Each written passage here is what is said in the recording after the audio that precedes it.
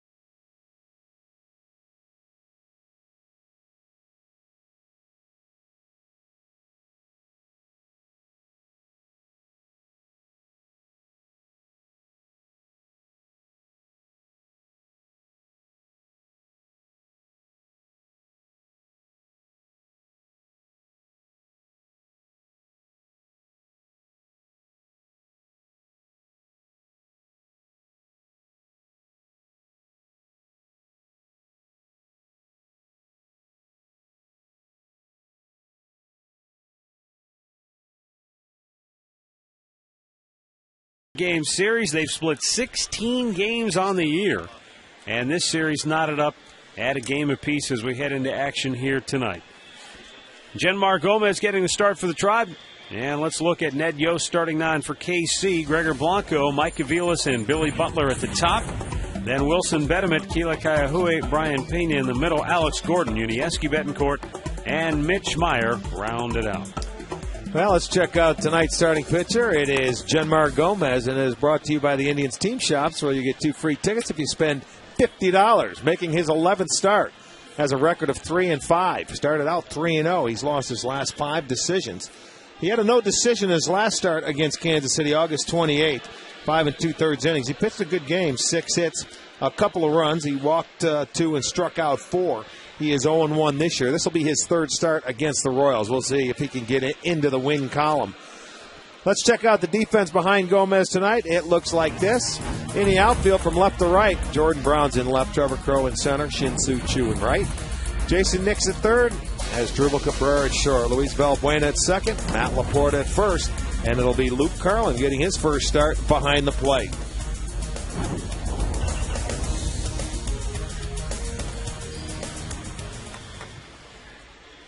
You look at the umpiring crew tonight. Jeff Kellogg behind the dish. Crew chief Larry Vanover at first. Jeff Nelson at second. And Mark Carlson is down at third.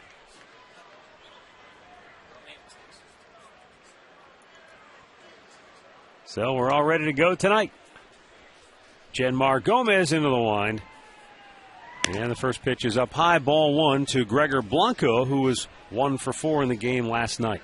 Now you remember in Gomez's last start against the Minnesota Twins, he gave up 8 runs, but he was on the verge. He could never get out of the inning with 2 outs. He had problems.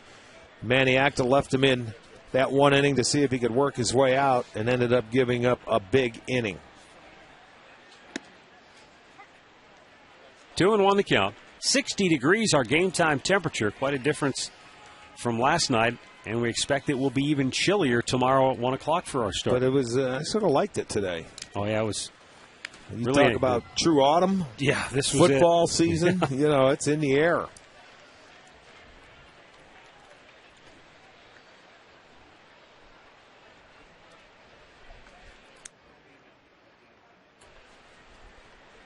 Gomez, the line in the 2-2. Struck him out looking. Boy, he came back nicely to get Blanco one away to start the ball game for Genmar Gomez. Well, that's that tailing fastball that umpires you can't give up on. And if I'm a catcher, I go out, if an umpire has never seen him before, which I'm sure they haven't when it comes to Gomez, and say, keep your eye on his fastball to left-handers because it will come back over the plate. And that was a dandy right there. Third baseman Mike Aviles, 2 for 9 in the series. He's been swinging a very hot bat for Kansas City. 304 average on the year. Thought he paid a very nice compliment to Indian starter Josh Tomlin after the ball game when he said last Sunday Tomlin threw more balls over the heart of the plate. Last night he stayed on the corner. He was mixing his pitches well to both sides of the plate and throwing a lot of strikes.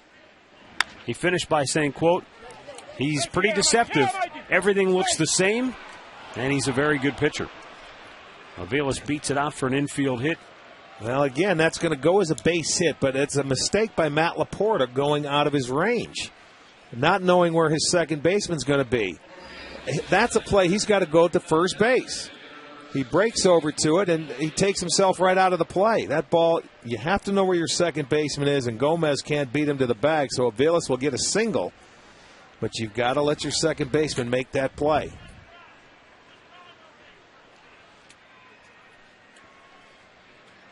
Billy Butler, the DH, steps in, 1 for 6 in the series.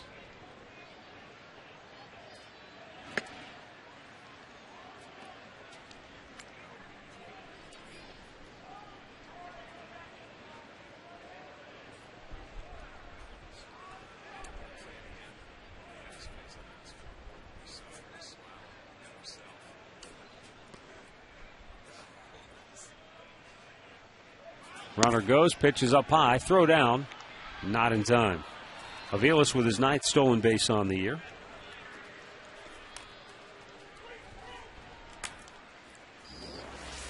Well, let's see the jump. Aviles not what I consider a base stealer. It was a good pitch to throw on. Carlin with not a very good throw. Valbuena did a good job to pick it and try to apply the tag, but stolen base for Aviles. Runner's now 7 for 11 off Gomez this year. 2-0 pitch. Chop to third, foul. This is a game when you're going into it and you're playing matched up against Zach Greinke. You certainly don't want to let the Royals get on the board first. You want to put zeros on the board until hopefully offensively you might be able to get something together off Greinke.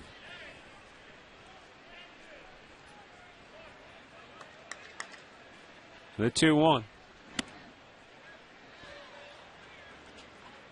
We didn't miss by much. 3 balls and a strike. Butler with Wilson Betterman to follow here in inning number 1.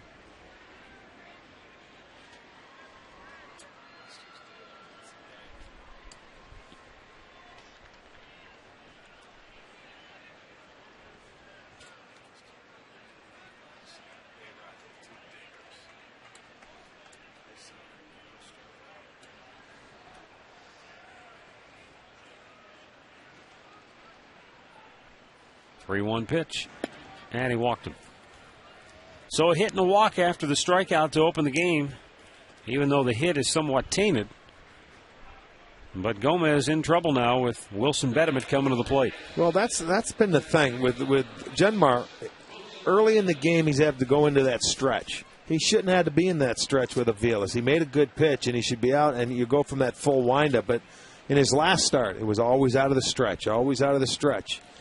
And it was with 2 outs that he had a tough time getting through that ball game against the Twins. We'll see if he can make his pitch here and try and get a ground ball double play to get out of this inning. Pick his defense up. And I don't blame him for pitching around Butler right there. Trying to make the perfect pitch. Strike is called to Wilson Bediment.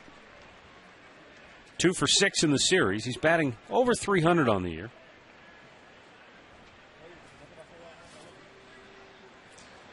He did the damage last night. The 2-run homer with 2 outs against Josh Tomlin. Fouled back over the screen. Count quickly 0-2.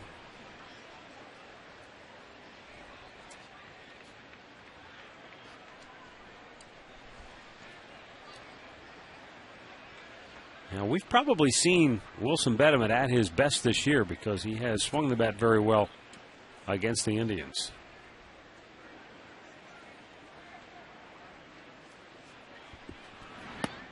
Able to lay off. 1 ball, 2 strikes. There's Josh Tomlin, who had the complete game victory last night. And as I mentioned a moment ago, Mike Aviles complimenting on his ability to change speeds, and he said everything looked the same. Very deceptive last night. And that's what happens when you stay out of the middle of the plate. Struck him out looking. Bediment doesn't like the call of Jeff Kellogg. He lets him know about it. But both Royals outs in the inning have taken a called third strike. And with 2 down, Kila Kaiahui will be the batter. Let's look at the sequence here to Bediment. He goes out with a changeup to get strike 1. And he fouls off the 2-seam fastball, so now he's up in the count. There's a little slider he misses with. Missed with a sinker. Didn't miss. Got him. He thought it might have been low. You get the call at the knees.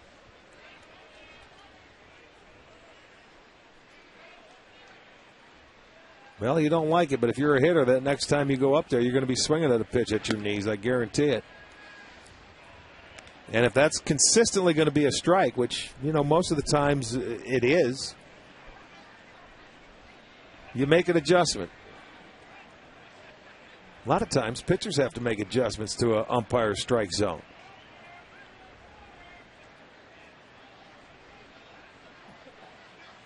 The 1-0 is too low. 2 balls, no strikes. Wilson Bediment on Friday night hit the 4,999th home run in Royals franchise history.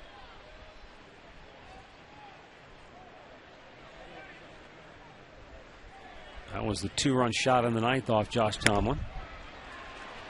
The first homer hit in their franchise history, Mike Fiore, 1969. On April 13th off John Odom. John Blue Moon Odom. The number 1,000th career homer in franchise history, hit by Darrell Porter. Bo Jackson hit the 2,000th homer in franchise history in '87. Our old buddy Sal Fasano hit number 3,000 for the Royals. A big ragu. Back in 1996, and the count evens here at 2-2. And number 4,000 was hit by Ken Harvey.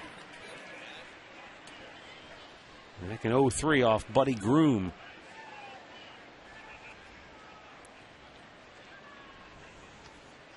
By the way, the homer hit by Darrell Porter came in 1979 at Old Cleveland Stadium off Mike Paxton.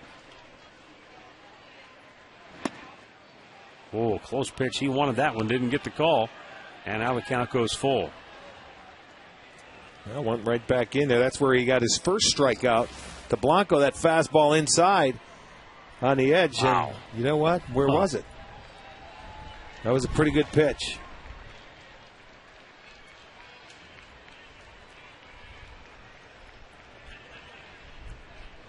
And the runners go. 3-2 swung out and missed. So Gomez Comes back and gets him. Strikes out 3 in the inning. Royals leave 2 aboard. Indians coming to bat.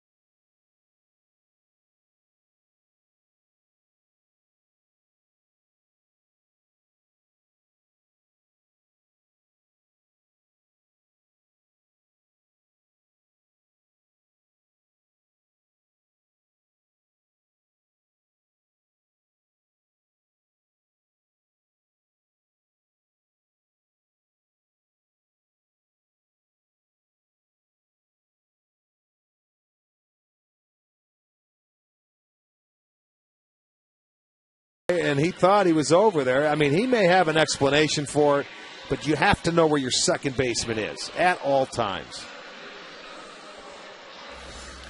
Indians starting lineup, as always, brought to you by Progressive Insurance, proud to be the official auto insurance provider of the Cleveland Indians. Good career numbers for Asdrubal Cabrera off Zach Greinke. Not too many Indians can boast that because Zach Greinke is some kind of tough, regardless of what lineup he is facing.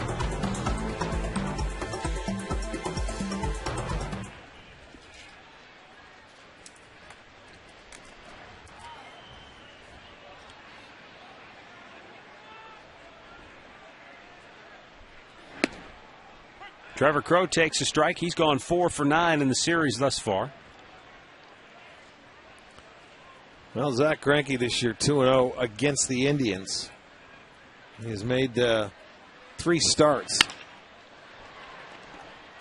Routine ground ball to short. Betancourt throws him out, 1 away. Let's look at the numbers for Zach Greinke. On the year, 9-13, making his team-leading 32nd start.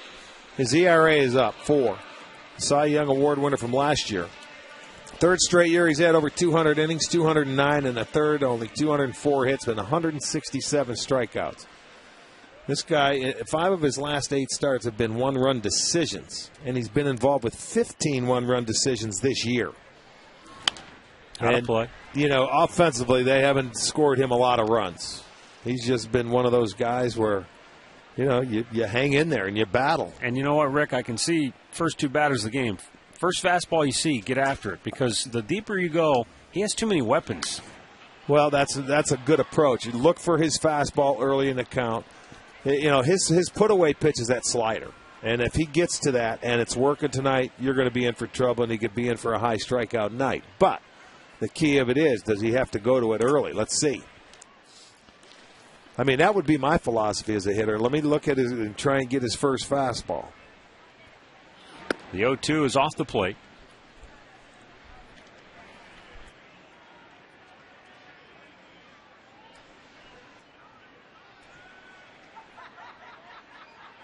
One, 2, and off the dish.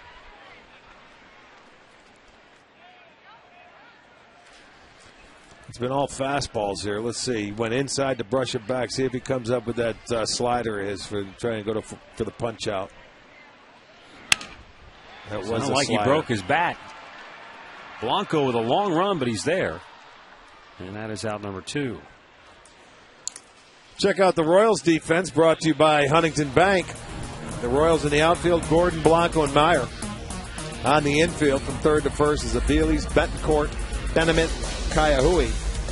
And behind the plate is Pena.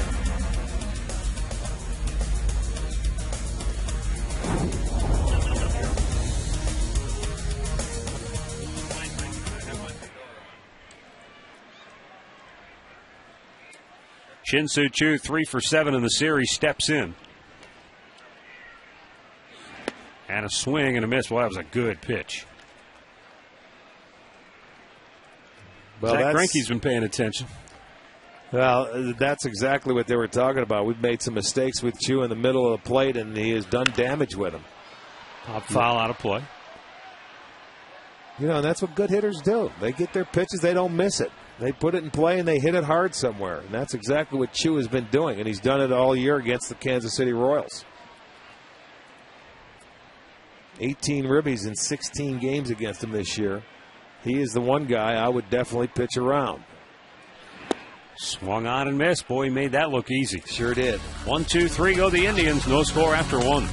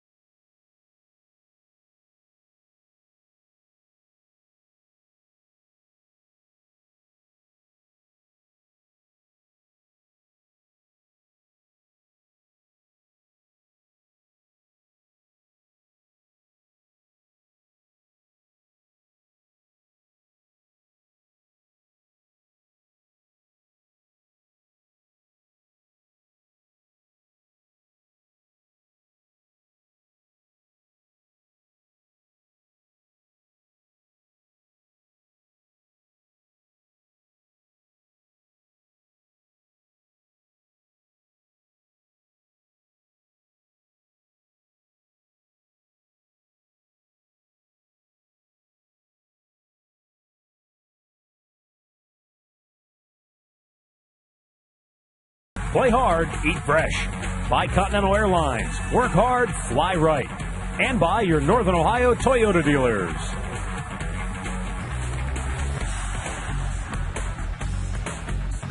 Back here at Progressive Field. No score, second inning. And Mike Hargrove in the ballpark here tonight. He sure is.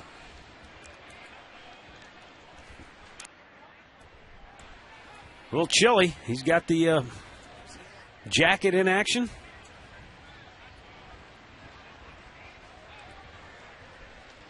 Genmar Gomez delivers to Brian Pena. A called strike.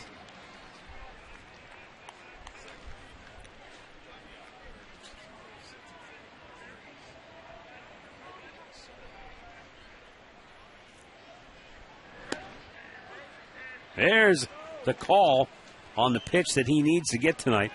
And it's going to be a battle all night between Gomez and the umpire to make sure he continues to get that call. Well, if you continue to put it and spot it in that location, you should get it. Pena lays off. Bert Blyleven and I were talking about this when we were in Minnesota. Nowadays, he used to, remember we were in the booth talking, he said when Larry Barnett was an umpire, he knew he wasn't going to get that pitch on the inside corner, but if he went 2 inches outside, it would be called a strike. That's when there were American League umps and National League umps. Now that the umpires are all together, these umpires don't get to know a lot of the pitchers and what their pitches do. They rotate around a lot. Yeah, and if you see a crew, a couple of times during the course of the year, who's to say that same guy's going to be behind the plate when you're pitching? One down for Alex Gordon. So a lot of these umpires, especially with our team, with all the young pitchers we have, they've never seen them before, so they don't know what their stuff is. That's why I say a lot of times if you're the catcher, you go out and you at least let them know a little something before the game starts. Umpires are a little bit like a hitter. You have to know what the stuff is doing to be able to That's right. look for it, to be able to call it. They got a feel-out process as well. Alex Gordon just 1 for 7 in the series. Out of play. 1-1 to count. His teammate David DeJesus was on the bench last night. He was in town being examined by Dr. Tom Graham at the Cleveland Clinic. DeJesus tore a ligament in his thumb back on July 26th and had surgery here in Cleveland. And so he was in town to get that looked at. And according to DeJesus, Dr. Graham told him everything is looking good.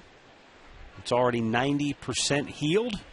And he said by the middle of next week, he should be able to start taking batting practice already. But he doesn't expect to play between now and the end of the season. But he's just hoping to hit the ground running next spring. And, of course, he's still very hopeful that the Royals will indeed pick up that option for next year. And he can keep moving forward with Kansas City. The 2-2 to Gordon. In the dirt, full count. That's one pitch that Genmar Gomez is going to have to improve on, is that slider. He's got that good little two-seam fastball, a ground ball pitcher, but he's going to have to develop that breaking ball where he can throw it up here. Because we've never seen a game where he's really had them all working at one time. Beautiful. Punched him out again. That's 4 Ks already for Gomez. And 3 of the 4 have been looking. Yeah. That's the kind of movement he has on that pitch. Now, if he can put that little slider together that can go the other way, as that pitch is coming down, sinking into the strike zone, he can throw it into the left-handers. That would make him that much more effective. Good pitch. Now, that's not a tough pitch, though, for a hitter to adjust to once he's seen it, is it? Well, it's just a matter of it's got late movement. You're not expecting it to come back down, you know? Now, again, we talked about it before with Cologne. When he was throwing it, it was 96 miles an hour at times. That's a little different story. Still a movement on the pitch. It's still moving. And as a hitter, it's deceiving. When you see that ball and you say, no, it's inside, the next thing you know, it's over the plate. When you see, all right, he's got 4 strikeouts out of the first 7 guys, 3 of them have been called. That pitch is nasty tonight. Because they faced him before. They've seen Gomez. It's not like this is their very first time. 3 balls, no strikes to Yuniesky Betancourt.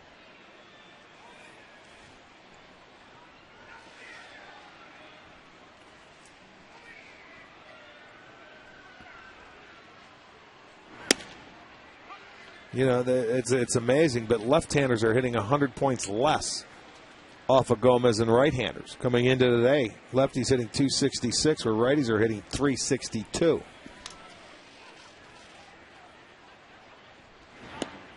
And he walked him. Betancourt draws the 2-out free pass. Second walk issued by Gomez brings up the number 9 hitter, Mitch Meyer.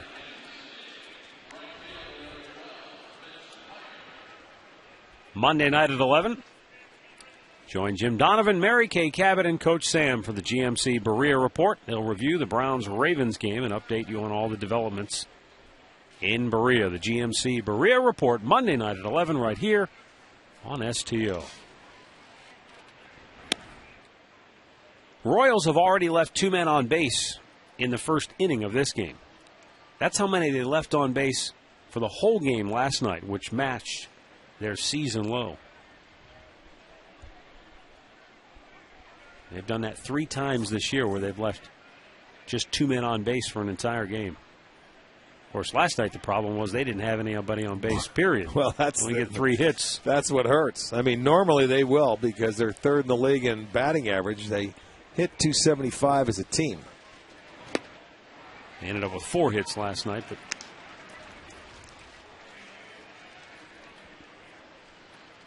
Texas Rangers beating Oakland tonight. They wrap up the American League Western Division. Now the only question left for Texas, can they get Josh Hamilton back healthy in time for postseason baseball? Mitch Meyer, the 1-1. Pop to center. Crow dashing in. He doesn't get there. And he doesn't get on it, but the runner stops at third, so Betancourt holds there. Meyer into second with what I guess has to be a Blute double. Sure does. I don't know if I didn't see him get a jump or the read on that ball, but it was, let's take a look here. he stayed back. He stayed back. That was not a good jump on that ball there by any means. By the time he made his commitment to come in, it was a little too late. And that ball's going to drop in, and you got it. It's a bloop double. Second and third, 2 down. Gregor Blanco called out on strikes his first time up.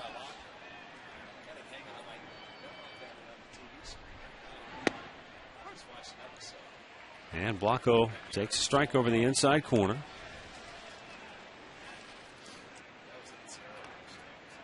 Blanco is hit in 12 of his last 16 games.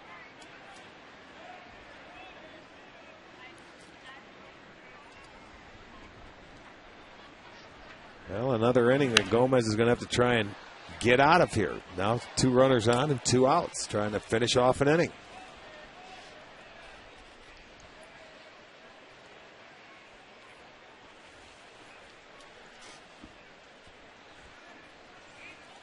Well, Blanco's down on the count 0-2 with runners at second and third.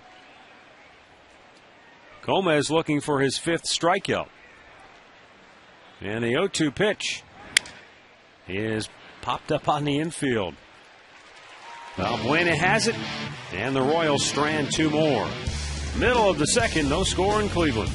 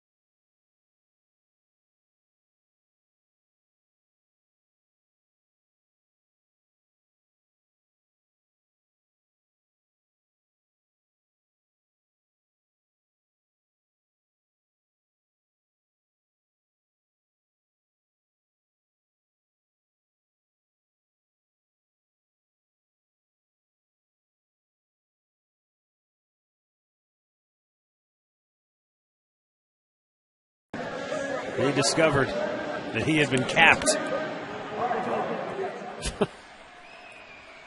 All right, bottom of the second inning. Travis Hafner, Jason Nixon, Jordan Brown.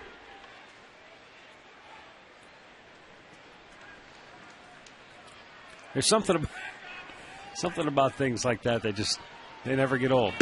Like, like when you pull somebody's chair out from underneath them and they fall. It's never not funny, I guess. It's been around a long time, and you want it to continue being around, I take it. The 0-1 to Hafner. Missed inside. That goes to show you where it's at. You got to do something to have a few laughs. The Indians and Royals have certainly not shared a bunch of laughs this year, so you take them when you can get them. Well, you better check your headset, my friend. I think you've got a cup on it.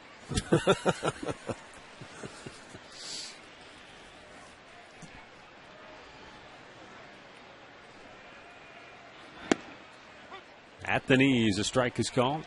2-2. Seattle leads the American League in losses with 95. Then Baltimore with 92. The Indians with 91. The Royals with 90. Hafner slicing it out of play.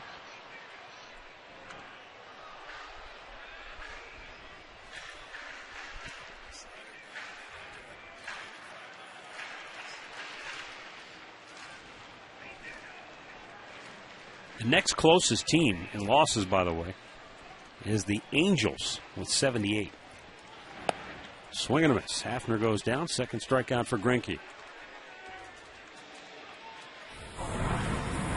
Here's our great clip of the game from last night, brought to you by Great Clips.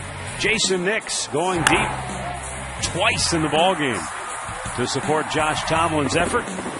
Relax, you're at Great Clips.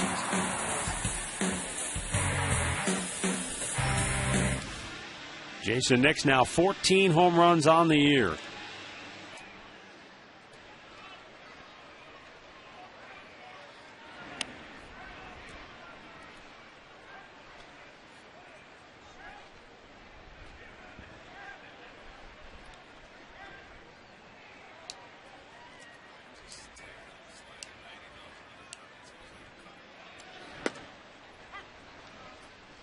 One ball, one strike.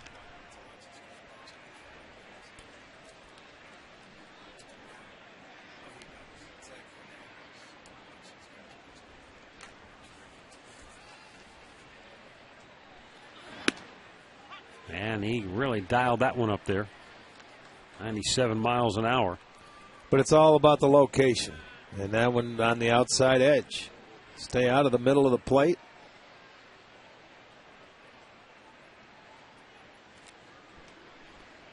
The 1-2.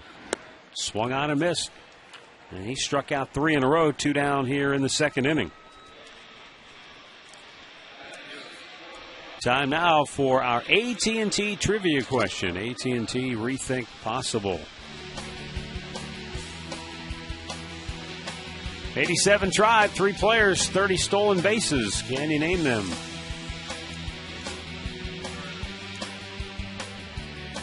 I can think of 2 easily.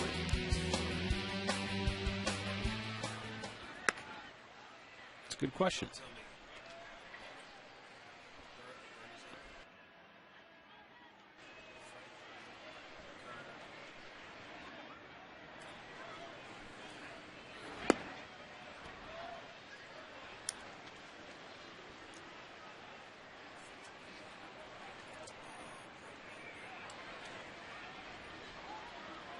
The 2-0 to Jordan Brown. Off the glove and a fair ball. Kaiahui got leather on it, but somehow didn't come up with it, and Jordan Brown goes all the way down to second base with a 2-out double. First hit for the Indians. Now, that ball, he jumped for it. I don't know if it knuckled or what, but he jumped up, and it did go off his glove. This is a good angle here. Let's watch. There he is. He jumped and didn't have to. That ball was hit hard. Take nothing away from Jordan Brown, but watch him. I don't know if he ever actually got a glove on it. You know what? I don't know what he did there. If he took his eye off it, he didn't see it or something. Looked like he lost it, to be honest with you. It looked like he might have lost it somewhere on the way out there. That ball was hit right on the nose.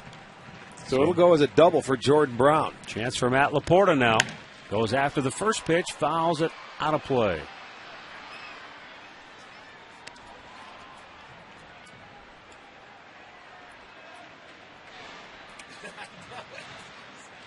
No score, bottom of the second. Matt Laporta.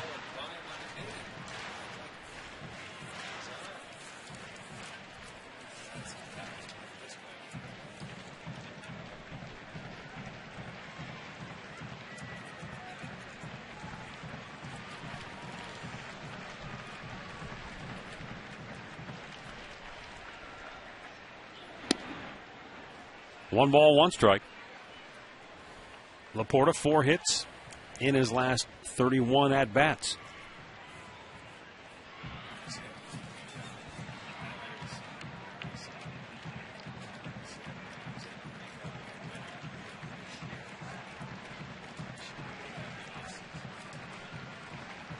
Hits have been few and far between for Laporta, but when he has hit for power. 4 of his last 8 hits have cleared the fences.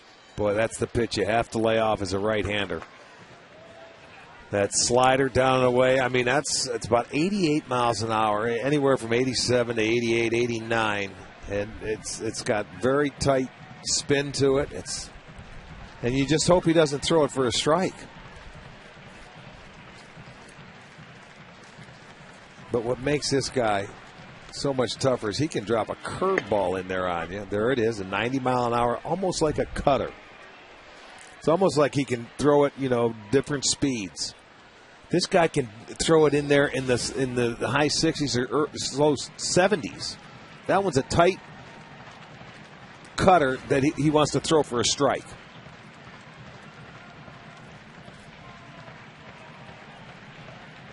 Greinke trying to find one he likes.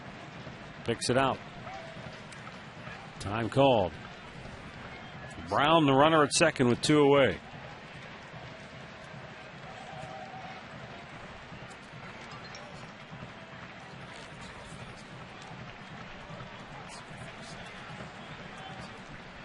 And the 2-2.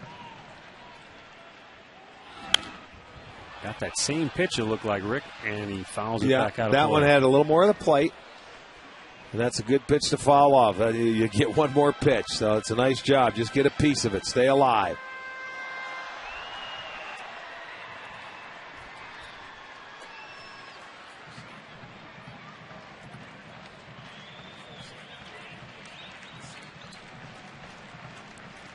Manny Acta hoping to see Matt Laporta come through with a big 2-out RBI hit, give his team the early lead here.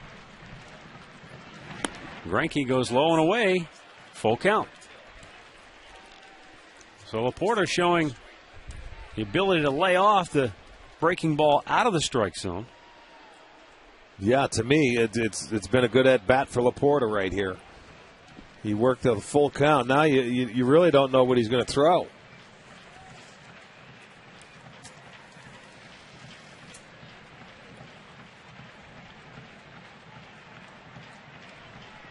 I don't have the numbers directly in front of me, but even though he hasn't hit a bunch lately, it does seem like he's drawn a bunch of walks. So there are times when he's gone to the plate and he's had a good at-bat, hasn't resulted in a hit, but he's worked it for a base on balls. This time, Greinke just rears back and grabs 97, punches him out. 4th K of the game for Zach, and we are scoreless through 2.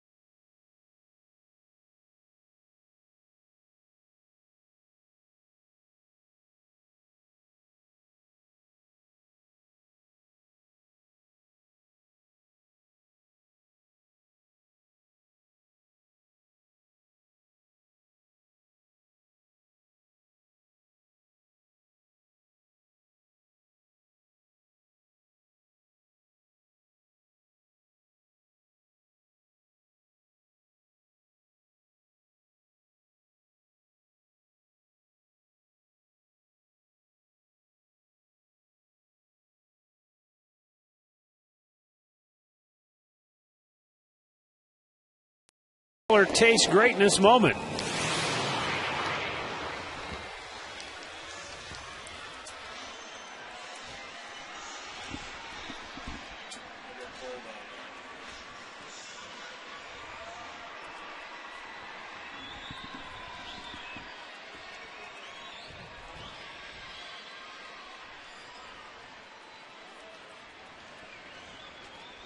Mike Aviles, Billy Butler, and Wilson Bedemet.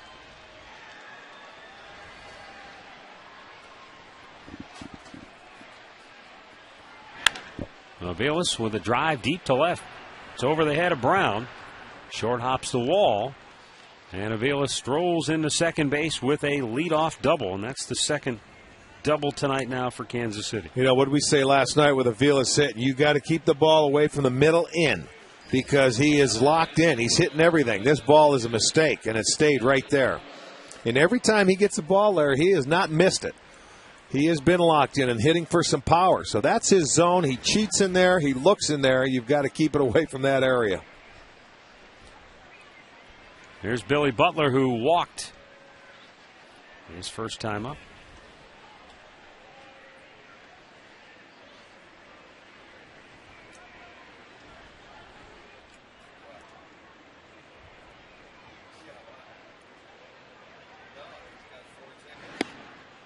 Off-speed pitch in for a called strike.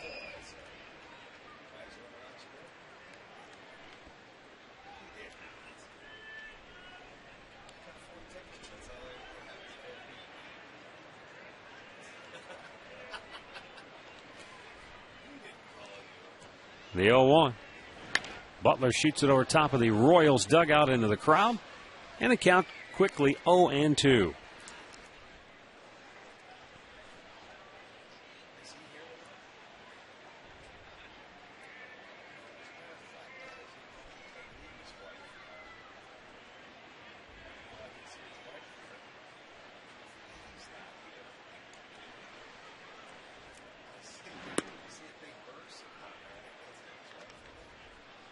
One ball and two strikes.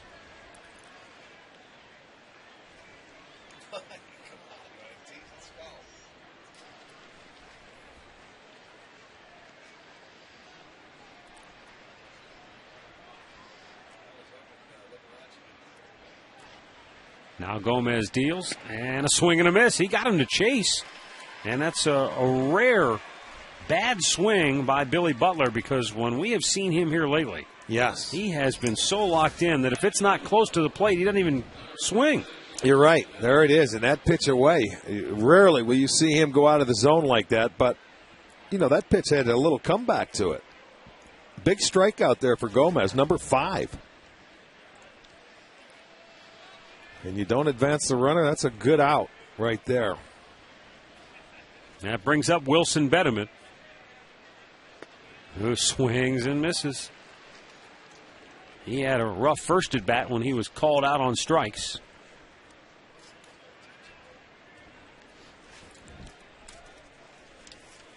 Aviles, the runner at second with one down.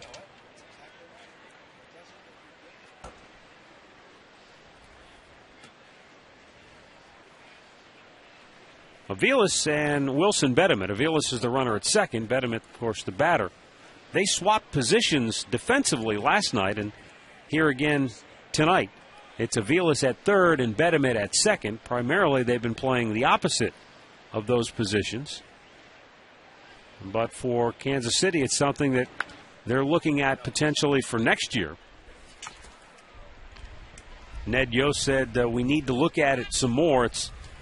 The move is primarily to evaluate Aviles as a potential starting third baseman next year, while looking at Betterman's ability to be a second baseman, maybe in a pinch or as a utility type of a role.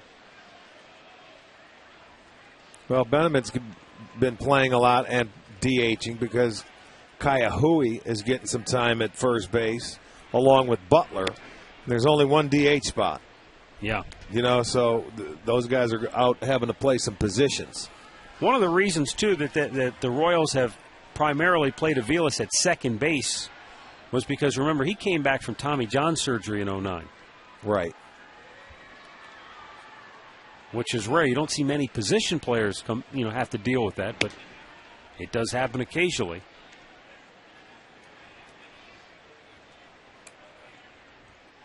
But before Aviles got to the big leagues, he played considerably at second base, shortstop, and third. So he has experience there. And the Royals want to see if defensively he can be an option for them at third. Betterman with a fly ball to left. Routine for Jordan Brown. Makes the catch, 2 down. Well, it'll be the final Kids Fun Day tomorrow, and the Indians wrap up the series against the Kansas City Royals. And, kids, come on out. One last time, get out on the plaza. It includes speeds, pitch, wiffle ball, much, much more. Also run the bases after the ball game. Last time this year in 2010. If you would like tickets, call 216-420-HITS or visit Indians.com. Keila Kaiahui struck out his first time up.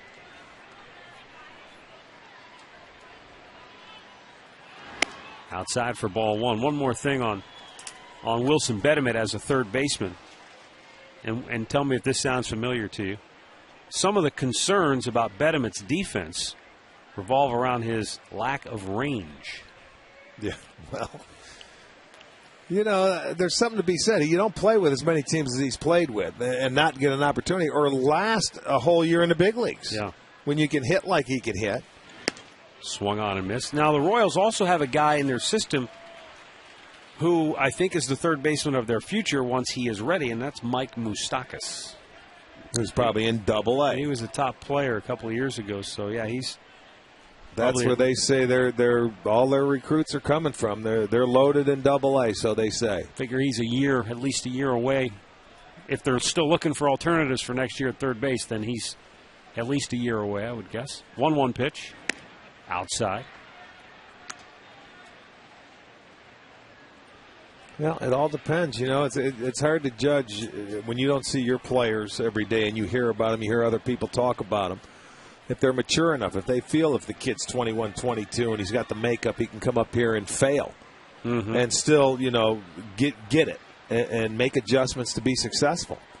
A lot of people don't like to bring kids up because it'll be the first time that they fail. You know, in baseball. But baseball, for me, is a game of failure. And you have to make adjustments to succeed.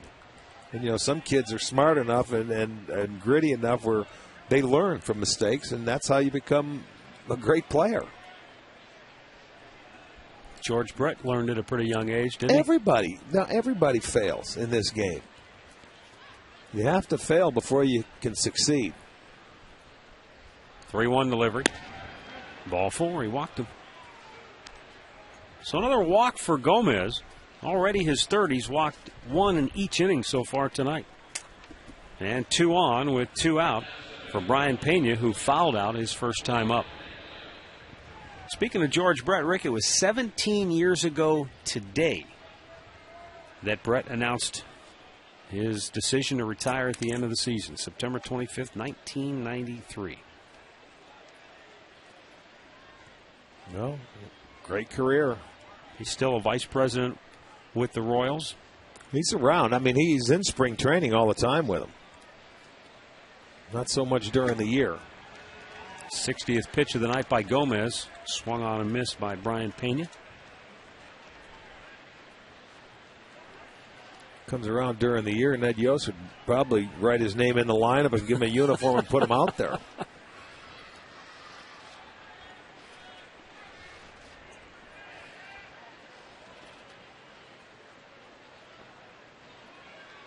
The 0-1.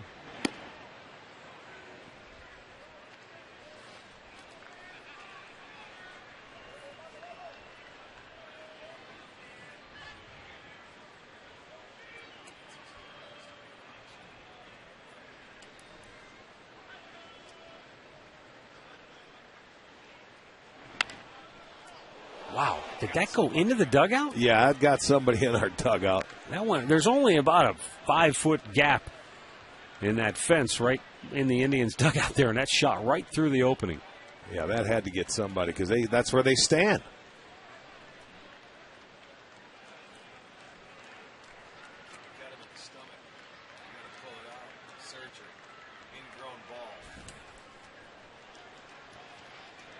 The 1-2. Line drive, base hit left field. Coming around third. Aviles will try to score, and he will. Brown bobbled the ball, couldn't get a throw off. And Kansas City leads it 1-0 as Brian Pena gets his 19th RBI on the year. So the 2-out RBI hit. Well, that's their first hit with a runner in scoring position tonight. They were, what, 0 for 6? 6, I believe, 0 for 5. So that's their first hit, and it's a 2-out base hit. It's a breaking ball. And he goes the other way with it. Brown might have had a chance if he comes up with it cleanly. But, you know, he's not an everyday left fielder. He played first base last night, left field tonight. So Kansas City breaks on top 1-0. Pena his 19th ribby. Yeah, with Michael Brantley still sidelined with a hamstring tightness, that changes your outfield considerably. If you've got Crow in left field, I mean, he's got a good year throwing out runners. I mean, he's shown a very good throwing arm in the outfield. Weak ground ball hit to short. That'll end the inning. But the Royals get the 2-out RBI hit from Brian Pena, and they lead it 1-0 middle of the third.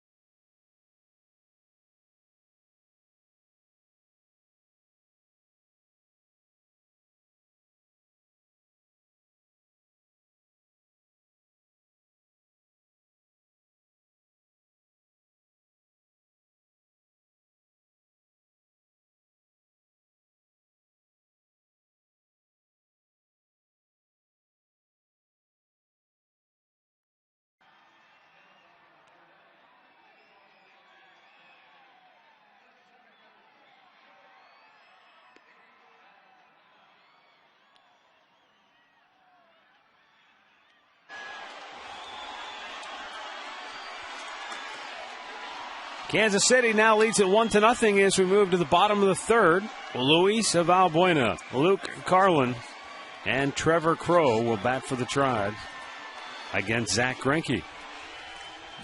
Zach Greinke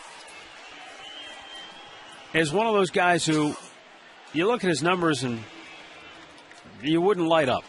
I mean, 9-13, ERA of 4 coming in if you just looked at the numbers. Now Valbuena, meanwhile, strokes a double to the gap in right center. And the Indians get their leadoff man aboard. Second hit off Greinke, both of them doubles. This one, though, comes to start the third. The Indians have a chance to come right back and get on the board. But Zach Greinke beat the Indians back on May the 13th. He went a month before he won another game. And that's the kind of year it's been for him. And you look at Greinke, and I think Royals fans could appreciate the kind of year Fausto Carmona has had by looking at what Greinke has done.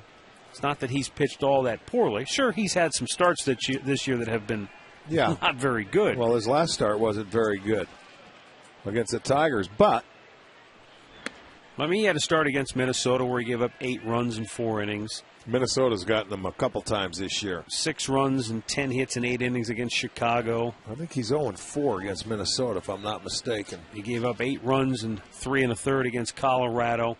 But, I mean, overall, I mean, he still has pitched very well. And at times, either hasn't had the run support or just a good old-fashioned luck to get some victories. Well, it's both. It's a combination of both. You're going to have some bad ones in there. But as I said, 15 one-run decisions this year. Yeah. Now, those are gut-wrenching games that can go either way. Threw it by Luke Carlin. And the count is 1-2. Yeah, Minnesota has beaten Greinke 4 times this year. And it was the first time, the last time that it happened where a team beat a Cy Young Award winner 4 times in 1 year was when the Indians beat Johan Santana back in 2007. They beat him 5 times. Gets it by Greinke. It's up the middle in the hole. Base hit. Valbuena coming around third will be waved home. The throw is cut off by the pitcher, Greinke. Valbuena scoring, but down to second anyways goes Luke Carlin, and the Indians tie the game. Good for Carlin. That's a good base running move. He saw that throw was going to be above the cutoff man. He did a good job to try and get the ball or get the runner over. He gets the bonus on the base hit and then goes to second base when that throw's up there. That's going to be our McDonald's. I'm loving it. I like this. Gets his second at bat. It's going against Zach Greinke. Gets his job done. Will get the bonus and then moves to second base on a bad throw by Blanco. He wasn't going to throw him out. Normally the pitcher is backing up the catcher, but Greinke was just kind of caught in between because he knew he wasn't going to get him anyway. It wasn't hit that hard, so he didn't go behind home plate. You do on a ball that's hit really hard. He had to feel like, hey, we're not going to get him at home anyway. It's a base hit. So you trade places. Boy, people, for outfielders nowadays, you have to realize, you know what, when you're going to play low-scoring ball games, hit your cutoff men and just keep them at one base. Now, in defense of Blanco in that situation, Valbuena got such a poor jump that he probably thought, hey, I got a chance to get him here, because Valbuena thought first he thought Greinke was going to get it, and then he hesitated again thinking maybe the second baseman was still going to get it, so he did not get a great break. That's okay. That's fine. But you don't overthrow your cutoff man. Understood. That's the point where the guy goes from first to second. If nobody's on, then you go ahead and throw it in the air. I mean, I agree with you. Watch the break Valbuena gets. He hesitates like he should. Okay, now he goes to third. But the ball's not hit that hard. Now comes Blanco. If you're going to throw home, at least keep it down. You see where the cutoff man is? The first baseman's out in front of the pitcher's mound. And that's where Carlin read it and just continued to second base. So that's good base running on his part, but a bad throw on Blanco's. Trevor Crowe fighting it off, trying to stay alive. He's in an unenviable position here, down 0-2, but he's trying at least to move Carlin over to third right here. That would be a very productive at bat right now for Crowe if he can move the runner to third. Greinke trying to prevent that by going up the ladder for a strikeout. Against a guy like Greinke, he tried twice. Now you just try and put it in play. If you can do it, it's great. Because Greinke's one of those pitchers, even if you do move him over, there's no guarantees of getting him in because he can strike you out. So that high fastball, he can't pull it. It's all right. That's tough at bat there. Yep. One down. Back to the studios we go for an in-game update. Al Pawlowski has the latest from the National League. Hey, man. Hey, Rick. How about this in San Diego tonight? The Padres in the ninth inning in a 3-3 game. A double by Chris Denorfia. Knocks in the game winner as Headley scores. San Diego, for the moment, tied with San Francisco for first place in the National League West. Matt, back to you. All right. Thanks, Al. That race has been very exciting, and it will continue to be that way probably until the final day of the season. It will, because the Padres and Giants lock up at the end. Meanwhile, Tampa Bay is shutting out Seattle. The Yankees got banged again today by Boston, so if Tampa Bay hangs on, they increase their lead to a game and a half over New York in the AL East. Yankees have now lost 4 straight, and Tampa... Well, 2 of them came to Tampa, the last 2. Tampa en route to winning their 4th in a row. And Tampa has the tiebreaker on the Yankees. Don't think Boston doesn't take great delight in doing anything it can to possibly spoil things for New York, too. Well, that is true. They just don't like each other. John Lester, by the way, winning number 19. Tell you that and he's going to have another start. He's going to have one more start. That AL Cy Young race, I think, is still up in the air. I agree. I thought CC pretty much had it locked, but I'm not so sure now. Not after his last start. Mm-hmm. Now, should that one start really make that big of a difference over the body of a guy's entire season of work? No, but you know it does, because it comes late in the season and there was so much riding on it. It came against another guy he was pitching against. David Price. Price that was, that's in the running for it. He's 4th in ERA, Price. And he's right behind Sabathia in wins with 18. Can't forget about Felix Hernandez. Up the middle, a base hit for Cabrera. Coming around third. Luke Carlin will score. And the Indians get 2 RBI hits off Zach Greinke in the third, and they come right back to take a 2-1 lead. Well, Cabrera has had a good history and good numbers against Greinke, and he shows you why. Another base hit, finds a hole, goes up the middle. So the Indians come right back and answer that run that the Royals put on the board. There was that slider. Stayed middle of the plate. Has Drubel right back up the middle. Nice piece of hitting. Indians on top, 2-1.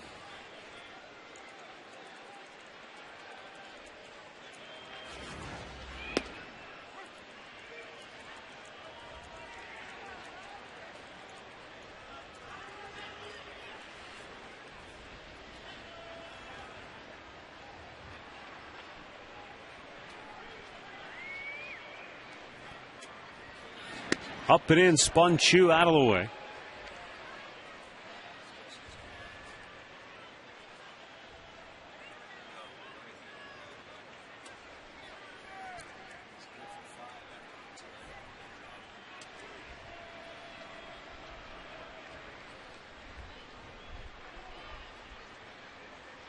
Greinke deals, it's in the dirt. Good stop by Pena. Last night, Shin-Soo Choo went 3 for 3 with a double, 2 runs batted in, and then they walked him in his last 2 at-bats. Luke Hochevar, the Royals starter last night, said afterwards, quote, I pounded him in, and he hit a ball in. I pounded him away, and he hit a ball away. I pitched him backwards. He's seeing the ball well right now. Pitches up high, throw down a second, and not in time, boy. Looked like they had a chance to get him, but I think Cabrera simply avoided the tag with a nifty slide. He did, because the throw was a little high, and that enabled him to get his hand in there and away from the tag. Another look at that stolen base courtesy of Saucony Shoes, dedicated to inspiring every runner every day. At Saucony, we run. Great. It was an easy pitch to throw on. Pena didn't do a good job of throwing that ball, but it enabled Cabrera to let him get his hand in right at the backside of the bag. And now Chu drives one to left center field. That's in the gap. That'll go to the wall. Cabrera scores easily. Chu is into second with a double, and he will hold there. Shin-Soo Choo, double number 31. The 4th hit in the inning for the Indians, their second double. And they've come back with a 3 spot to lead it 3-1. You got this ball down in Chu's zone. Boy, that little two-seamer, you can see what they're talking about. You throw him down, you throw him away. He'll go that way. He is just locked in right now. His 31st double. And for Chu, his 85th RBI, and he continues to have a terrific year against the Royals. And the Indians are putting a big inning together. They have 3 in.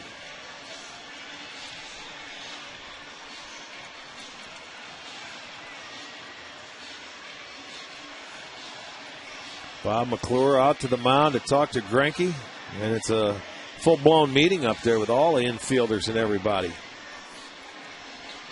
4 hits in the inning. That's something that I probably would not have expected from this lineup against a guy like Greinke. I know it. Well, you know, Zach Greinke has not pitched well in this ballpark in his career. He's 2-5 here at Progressive Field with an ERA of 3.94. But that also shows you, Rick, too, when you get productivity from the bottom of your lineup, you give the guys who you're paying the money to, you're the guys who you're counting on, an opportunity now to drive in some runs. Right. Well, anytime you can get help from any part of the lineup against a guy like this, it certainly helps.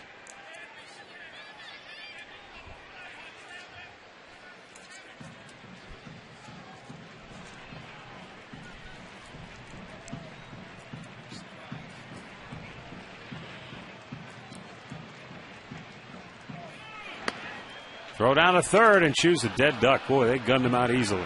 Well, I mean, Chu he's had some mental breakdowns on the bases this year, and there's one there. Left-hander hitting. Easy pathway for the catcher to throw it out. You got Hafner up. There's no sense in stealing the base. You're in scoring position. That's not a smart base running play. Chu just got carried away. He's been on base so much, and he's done no wrong against the Royals, so he figures he can just keep going. Does that come under the category of overly aggressive, or? No, that comes under the category of brain cramp, where it's not smart baseball. If you're going to steal third base, you better walk in there. See, I mean, you got an inning going. You've got the pitcher on the ropes. Don't help him out. You give him an out on the bases. Chua's done that a few times this year. Just missed. Tried to wrap that breaking ball around the outside corner.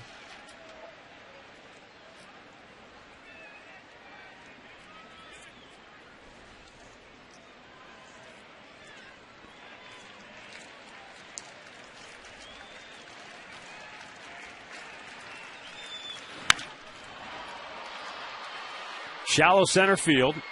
The shortstop Betancourt makes the grab. Indians get 3 runs on 4 hits. They lead it 3-1 after 3 innings of play.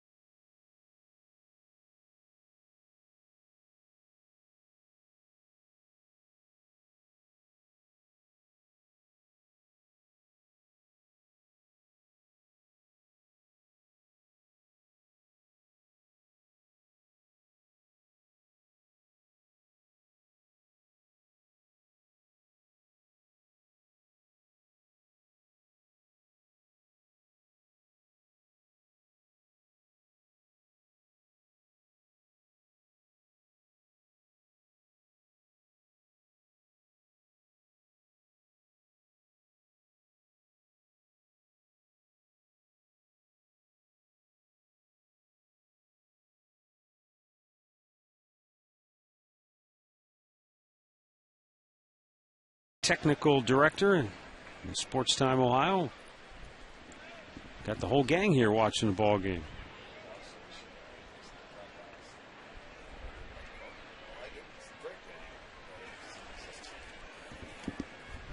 Udieski Betancourt leads off against Genmar Gomez, and swing and a miss.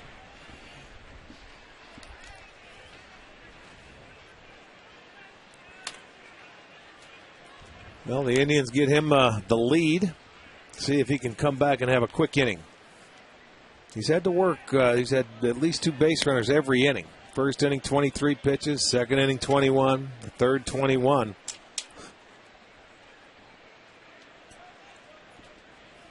But he has 3 walks and 5 strikeouts here in just 3 innings.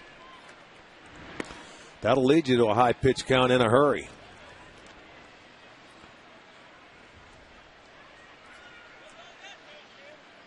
You know, where last night, the total opposite with Josh Tomlin, where he had everything working. He had a 9-pitch inning, a 10-pitch inning, a 7-pitch inning.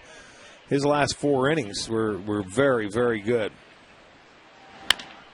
Chopper to third. Jason Nix throws him out, 1 away. Well, you can plan a family outing at a Sunday Tribe game, and you better plan it in a hurry because tomorrow's the last Sunday the Tribe's in town. They have the KeyBank Grand Slam 4-pack where you get 4 tickets, $40 to spend on food and drinks, 4 Indians hats, and a parking pass for $96. So you decide it's going to be nice. Come on out to the ballpark one last time tomorrow for the family 4-pack. Mitch Meyer doubled his first time up on a little blooper to shallow center field.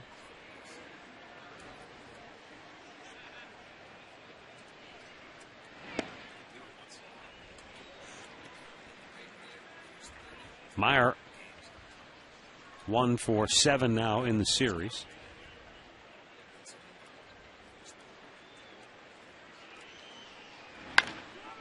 Bouncer foul, first base side.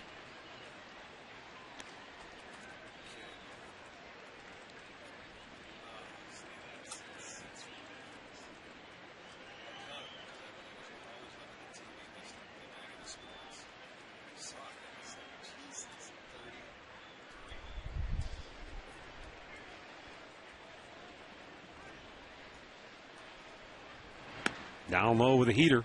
1 ball, 2 strikes. Want to send out happy anniversary wishes to Lou Brynick. Her husband Don wanted to wish Lou a happy 44th anniversary tonight. 1 hop smash. It skips past Valbuena. And a base hit for Mitch Meyer. He is 2 for 2 on the night. So Don, Lou, hope you had a great anniversary this evening.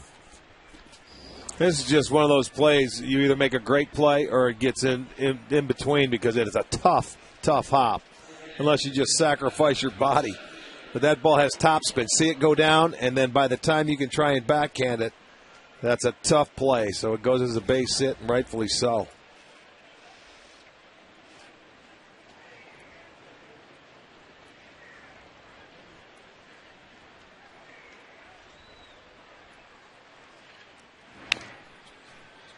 Fouled away by Gregor Blanco, who is 0 for 2 on the night.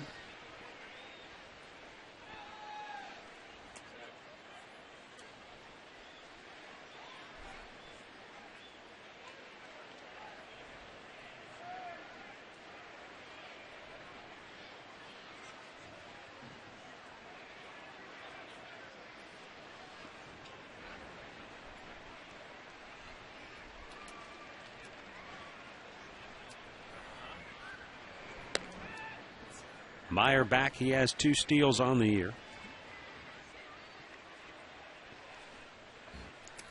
Drive on top, 3-1. All 3 for the Indians came in the bottom of the 3rd after the Royals grabbed a 1-0 lead in the top half of inning 3.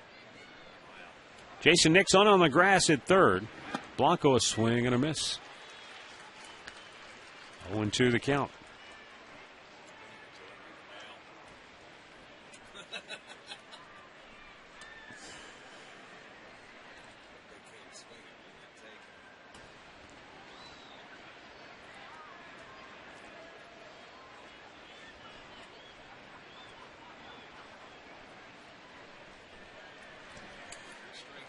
The 0-2. Time called before Gomez can let it go.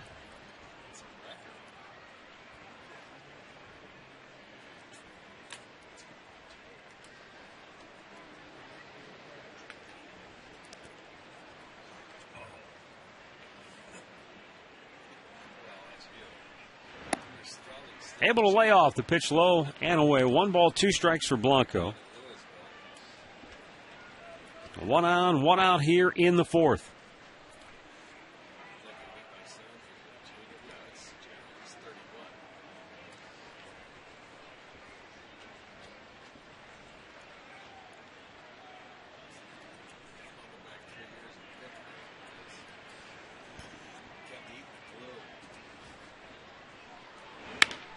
In the air.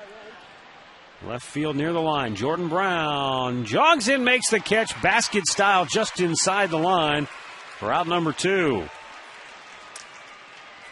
And a long way to go to get there, did Jordan Brown. Got there just in the nick of time. You know, and that's not an easy catch when you're really not an outfielder. He has played.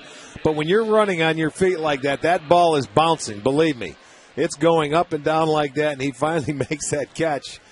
It's just a matter of getting 2 hands. He has them there, goes right in the glove. Nice job. Because, you know, you've shagged before where that ball starts bouncing when you're getting near it because you're on your heels. I don't know. It just, for whatever reason, it seems like that basket catch is a lot tougher than it looks sometimes, too. See guys hit them off the wrist. Carlin throws out Aviles, and the inning is over. We had a nice play to take charge on that ball, and the inning is over.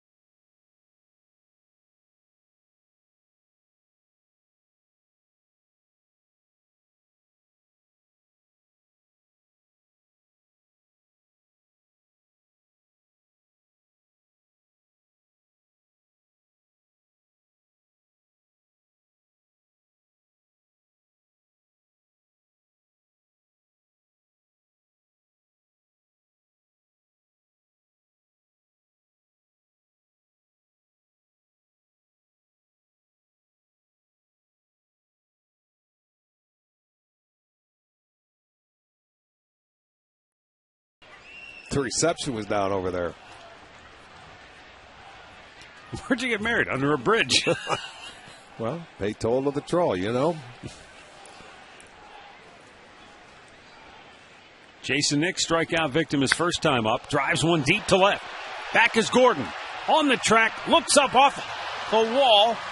Bounces away from him, but Nix will hit second and hold right there with a leadoff double. That just missed getting out of here. He got himself a hanging breaking ball. They hit their fourth double, and that did not miss by much. He hit two last night. Stayed back on the breaking ball. He struck him out the first time on one, but this one hangs. That was the slow breaking ball. Jason Nick stayed back. Watch this. Not by much. High off that wall, it'll go as a double. Well, they have that leadoff man aboard. Another double, back-to-back innings.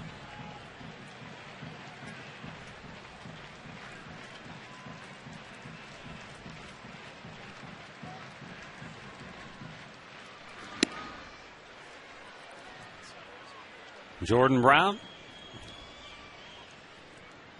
made a nice running catch defensively.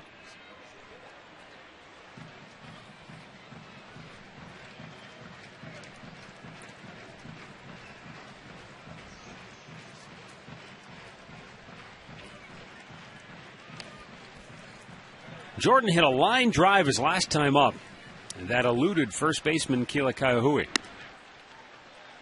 It was right at the big first baseman, and when we saw the replay, it looked like he just lost track of it. The ball was scorched, went down into the right field corner, and Brown was stranded at second in the second inning.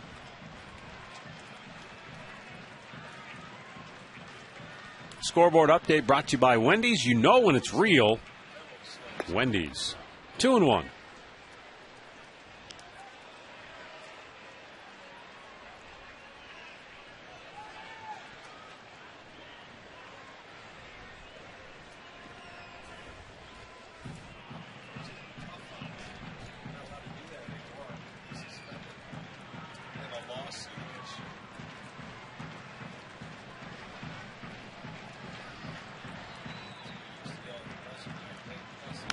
Back over the screen.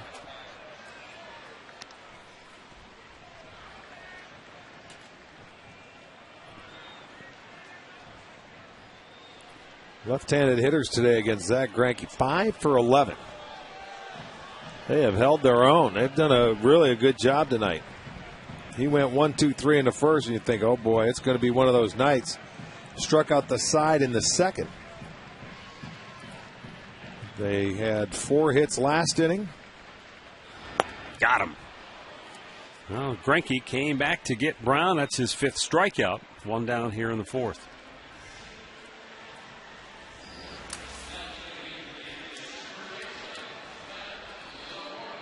Well, at 87, I don't know if that was a changeup or he turns it over. Had a little sink to it. But at 87, whatever it was, it fooled Jordan Brown.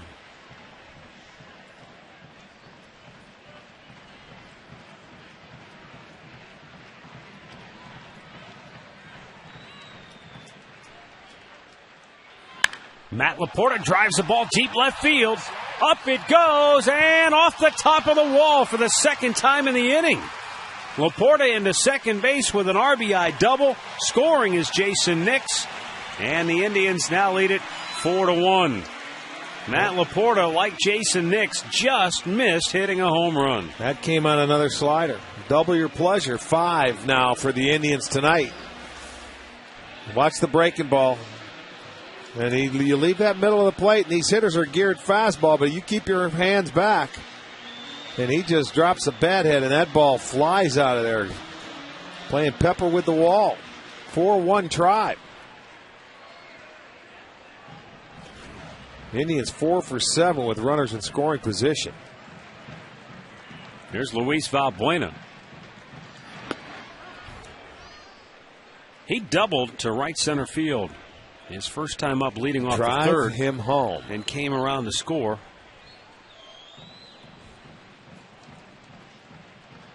That's been the most unsuccessful play that we have seen tried time and time again this year. You've got a runner in scoring position. You've got a 4-1 lead. You doubled your last time up. Try and make it a 5-1 lead.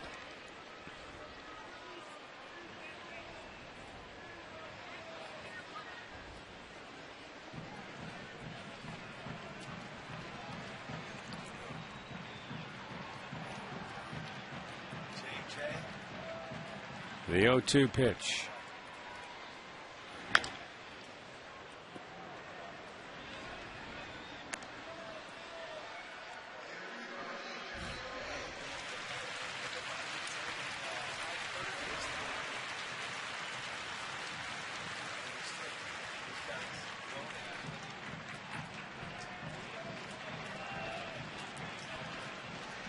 Laporta at second base with 1 out, and the 0-2 to Valbuena is up high. 65 pitches now for Zach Greinke on the night, 43 for strikes. Indians on top 4-1. They've out-hit the Royals 7-5. Big difference so far. Kansas City has stranded 7. The Indians to this point have left just 1 on base. And Valbuena bloops another hit into center field. Coming around third, Laporta will get the stop sign. Blanco overthrows the cutoff man again, and down to second goes Valbuena.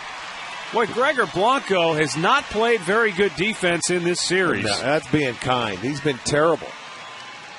Last night, a guy tagged up, went from second to third. Tonight, the second time he missed the cutoff man. They stopped the base runner at third, Laporta. And that allows Valbuena to go to second base. So in your scouting report, continue to run when you hit the ball to center of the field. Valbuena did a nice job. Drive him home. Forget that bunt. And then this throw is just, it's a rainbow. But you take it. Valbuena hustles, gets himself in a scoring position. You take the double play away. Luke Carlin, a base hit his first time up tonight, driving in a run. Now has the infield drawn in with runners at second and third. 3 hits in this inning. You know, out of their 5 doubles they've hit tonight, 3 of them have come on the first pitch.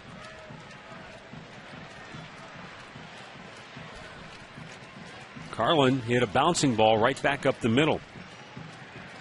In the third. Well, this is as good as approach against Greinke as I've ever seen him have, really. Good pitch right there. And now he's ahead 0-2.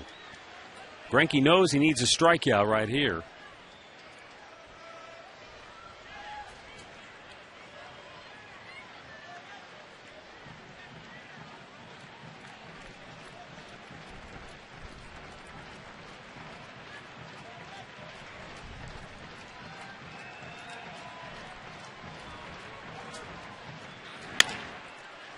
Ground ball to second. Laporta holds at third with the infield in, and that's 2 down.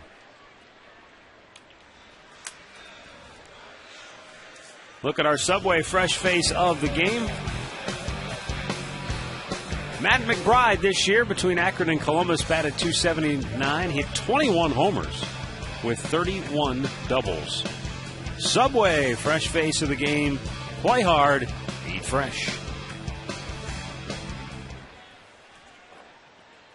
Still second and third. Now with 2 down, the infield backs up.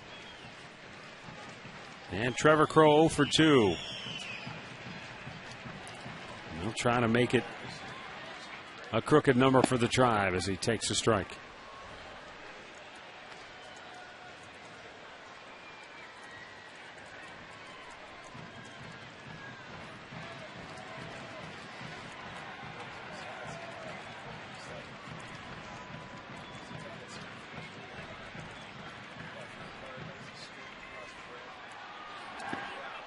Bounces away. Coming home is Laporta. He will score.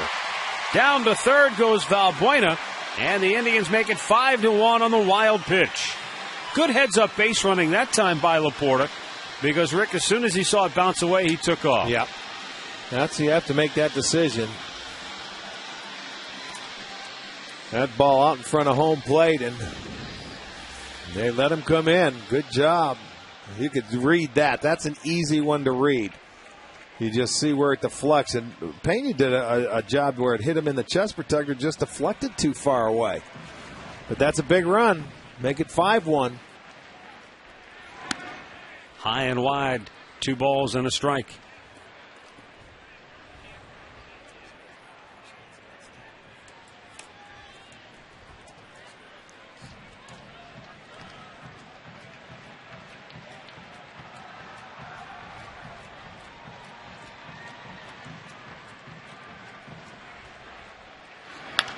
And Crowe punches it to left field. Another hit. And another run will score. Back-to-back 3-run innings off Zach Greinke for the Tribe, and they now lead it 6-1. For Trevor Crowe, it's his first hit tonight, but already his 5th hit in the series. Back-to-back innings with 3 runs and back-to-back innings with 4 hits.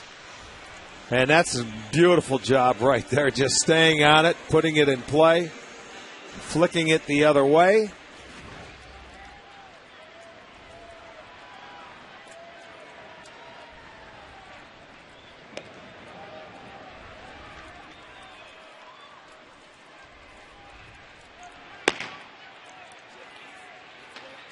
Brian Bullington just now beginning to loosen in the KC pen. Only 73 pitches for Greinke.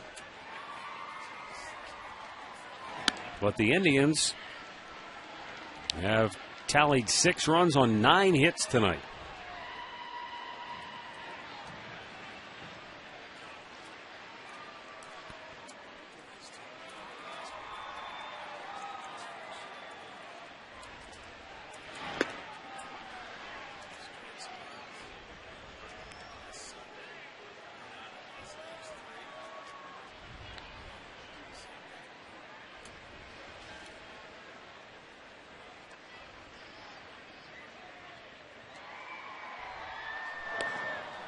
Crowe gets back to the bag quickly.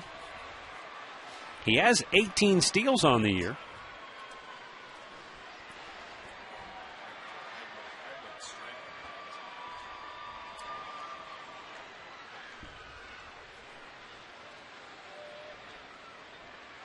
There goes Crowe looking for 19, and he may score all the way from first on this one.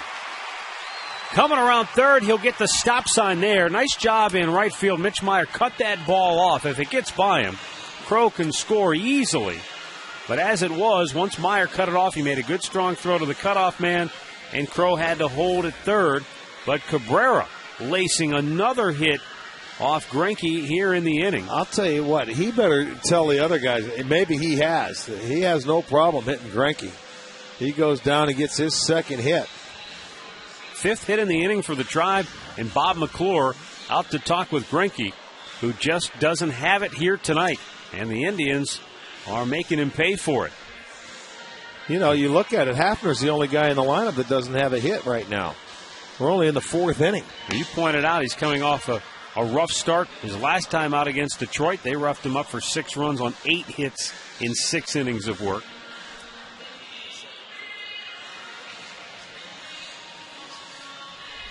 One thing about Greinke, he's been their workhorse all season long.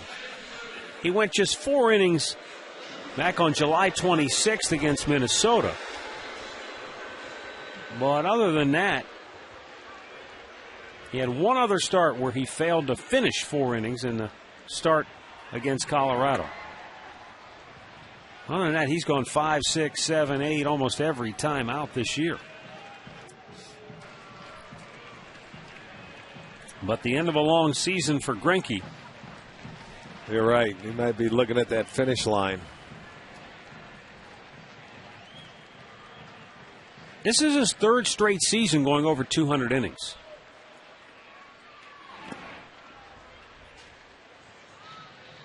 He's the first Royals pitcher to do that since Jeff Suppan went 200 innings in 4 straight seasons, 1999 through 2002.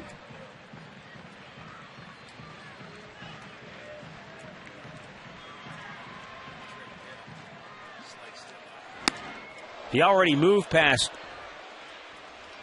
Al Fitzmaurice in the 10th place on the Royals' all-time innings pitch list. He pitched here in Cleveland, didn't he? Yes, he did. He came from Kansas City here, yeah. Al Fitzmaurice. He used to do some radio show in Kansas City. Yeah, I remember we used to see him quite a bit.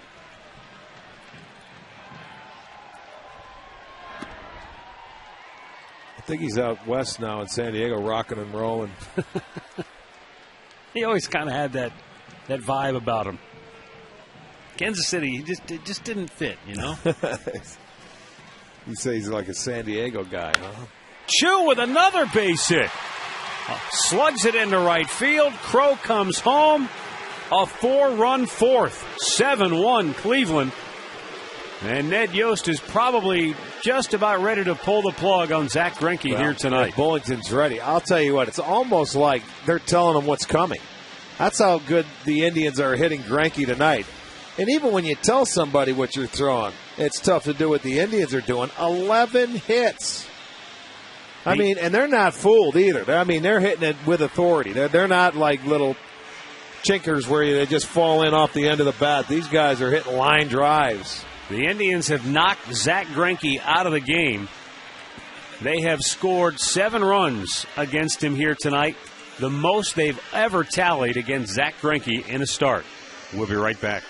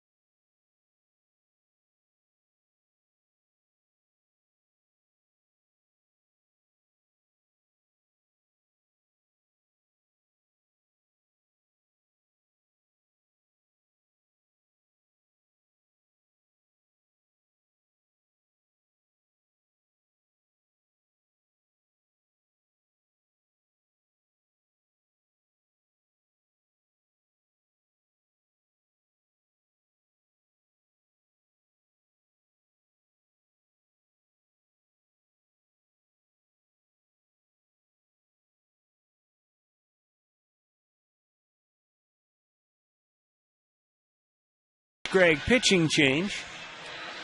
647 earned run average on the year.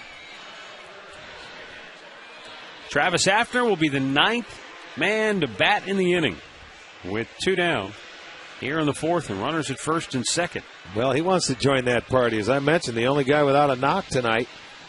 So why not join it here? They really roughed up Zach Greinke. 3 2/3, 11 hits, 7 runs. He didn't walk anybody, and 5 punch-outs. It's his 2nd shortest outing of the season. I mentioned earlier he went 3 1/3 inning on May 23rd in a loss to Colorado, but they only got 9 hits against him. The Indians have totaled 11. That's a season high. I wonder what it is about this park and Greinke. 2 5, as I mentioned, in his career.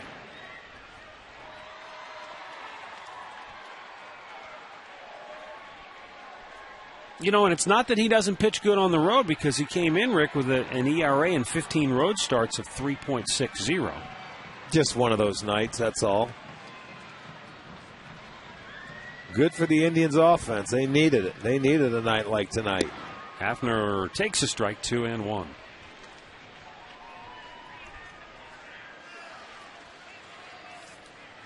After scoring 7 runs last night, you're back again. They have another 7 on the board.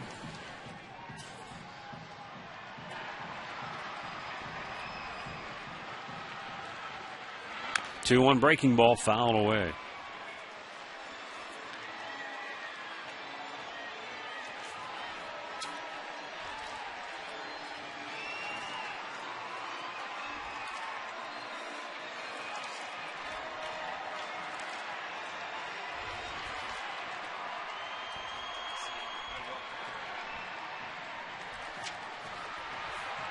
Cabrera, the runner at second. Chu down at first with 2 down here in the home half of the 4th. Indians up 7-1, looking for more. And the 2-2 to Hafner is swung on and missed to end the inning. But the Indians, with 3 in the 3rd and 4 in the 4th, have a commanding 6-run lead.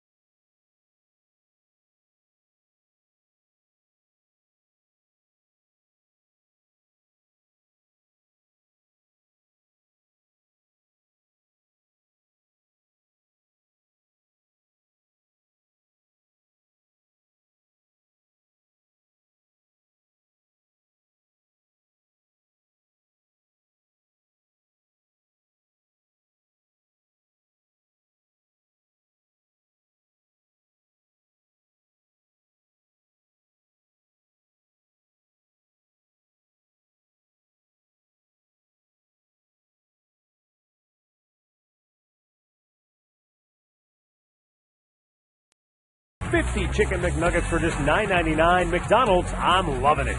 By KeyBank, stop in and start a conversation and unlock your possibilities. And by Panini's.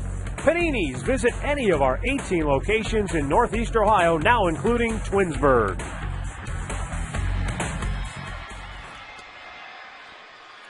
Seven-1 Indians on top, 5th inning. Billy Butler, Wilson Bedemet, Keila Kaiahui for KC here in the 5th.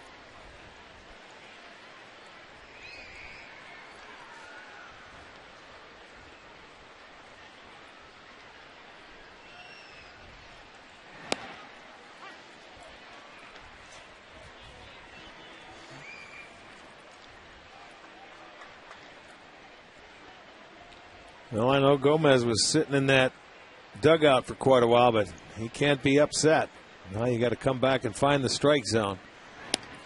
He is the beneficiary of 7 runs on the board in 4 innings. Haven't seen that a lot.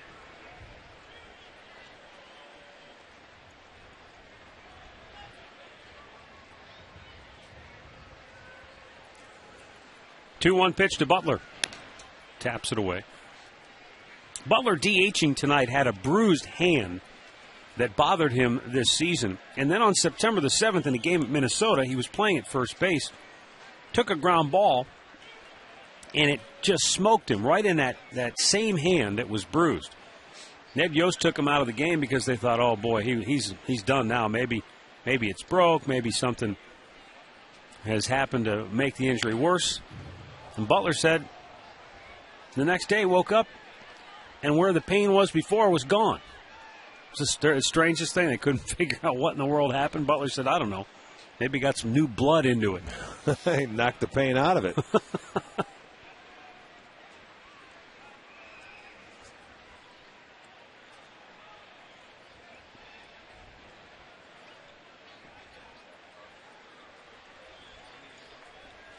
He missed 1 game after that, went 1 for his next 10, and since then he's hit .422. Outside, full count.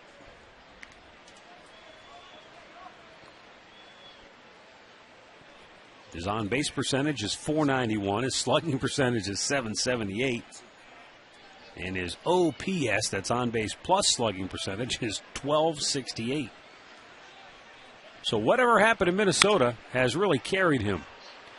Chu running in hard, makes a great catch. He got a terrific jump on that ball for out number 1. Game recap brought to you by your Northern Ohio Toyota dealers. Luke Carlin with an RBI single got the Indians rolling in the 3rd. Matt Laporta with an RBI double. And Shin-Soo Choo an RBI single. 3 in the 3rd, 4 in the 4th. 7-1 Cleveland. For a dealer near you, visit buyatoyota.com. Wilson bet him at 0 for 2 tonight.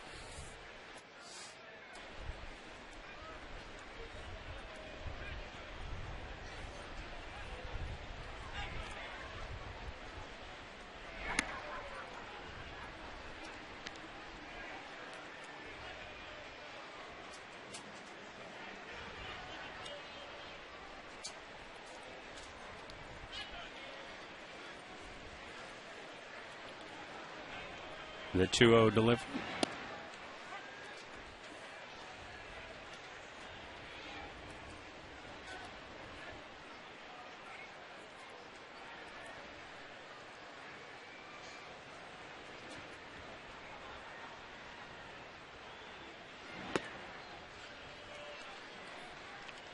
Still trying with that slider.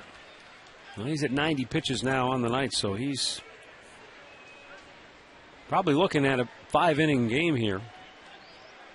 Well, as I mentioned, he was, throwing a lot of pitches early. He had first 3 pitches or 3 innings were 20 plus.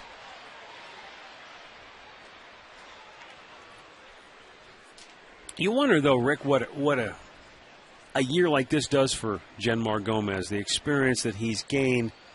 We look at the quantum leap that Carlos Carrasco has made from last year to this year with just the small taste of big league experience he got last September. Right.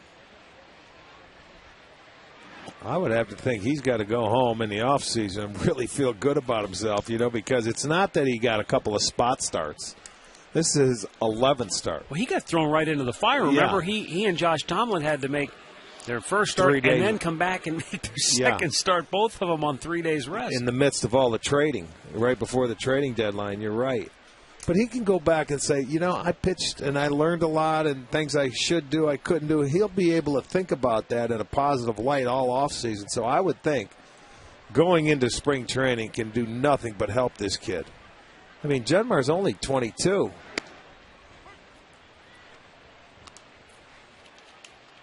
Like I said, when they have their exit meetings before they go back, I would love to see this kid work on his slider. at some point in time because his fastball and changeup have been pretty good. He's got good movement. If he can get that third pitch working, that slider, boy, that would make him that much better because you need it. Josh Tomlin said today when he talked to Al, when you go out there, the more weapons you have, if you can throw 2 or 3 pitches for strikes in a ball game, it certainly helps equalize that or neutralize that hitter. There is Josh Tomlin. And when you talk about these Indians and the future as we go forward with regards to the pitching staff. Let's see, Josh Tomlin,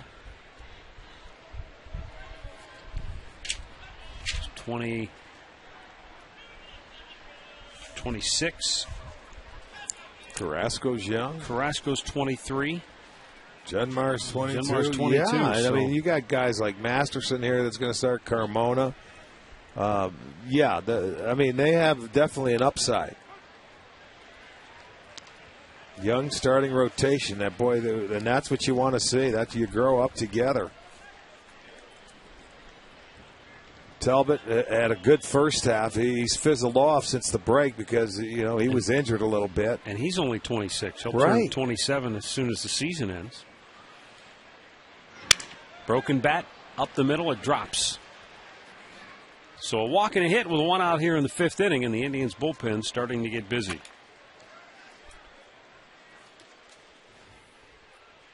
Speaking of 26, let's go back to the studio. Is Al 26? What do you think, Al? Al? 26, 27? Trying to remain relevant to the National League West, and so far tonight, they've got the lead. 2-run double here by Melvin Moore in the 1st inning. Rocks lead San Francisco 2-1, 2nd inning at Coors Field. Back to you, Matt.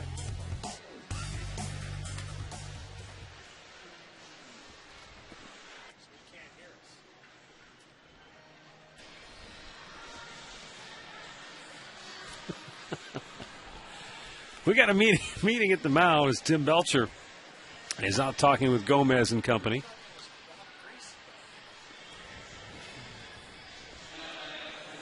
He's just stalling for some time. Get that bullpen going, you mentioned. But, Genmar, let's go, buddy. You got to get a couple more outs to be in line for the win here. Don't let this offensive opportunity go to waste.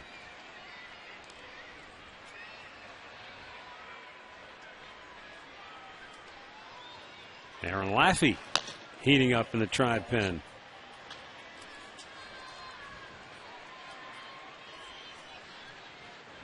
Pena with a double play ball to second. Valbuena goes to Cabrera for one. The relay is in time, and Gomez is out of the inning with a double play ball. We go to the bottom of the 5th. It's the Indians 7 and the Royals 1.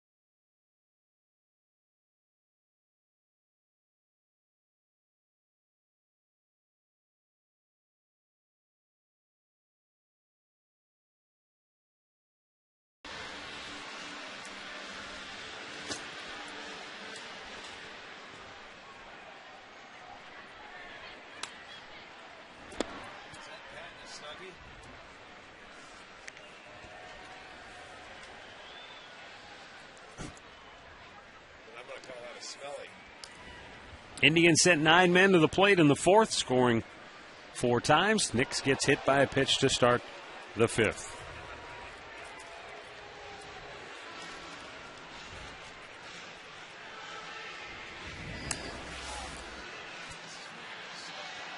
A little breaking ball into the shoulder. Nix doesn't want to get hit. He wants to hit the way he's been swinging it the last 2 nights.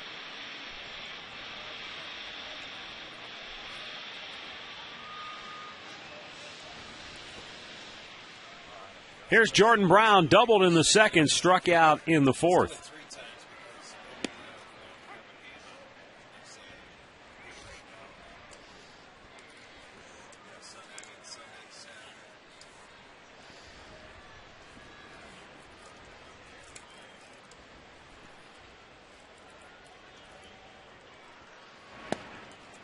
Strike is called quickly. They count 0-2. You know, talking about the Indians' pitchers, Fausto Carmona will only be 27 this December. Well, that's certainly the foundation you want to start with, starting pitching. Bullington throws out Brown, 1 away. Nix goes down to 2nd. Well, the Indians will take on the Detroit Tigers in the final home series of the year, Monday, Tuesday, and Wednesday. And you might want to try the AM/PM all-you-can-eat seats. Unlimited dogs, nachos, peanuts, popcorn, Pepsi products for just $32 a ticket. That's it. After tomorrow, there's 4 games left at home.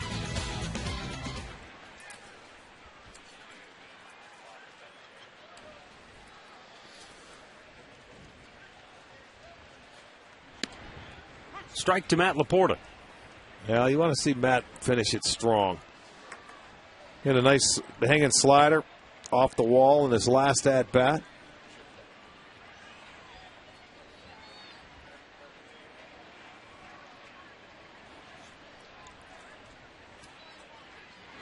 Bullington almost hit him. Yeah, it did get him.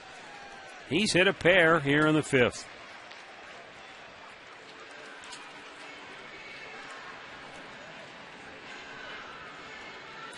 I mean, we could hear it, but it didn't hit, and it went right into the catcher's glove. I mean, just a slight. It looked like it right off the forearm, right, just below the elbow. That fastball running in. He hit Nix with the breaking ball. Laporta with a fastball. Now Luis Valbuena, who is 2 for 2 tonight. He doubled in the 3rd, singled in the 4th. He has scored 2 runs. One of his best games in a long time. Breaking ball for a strike.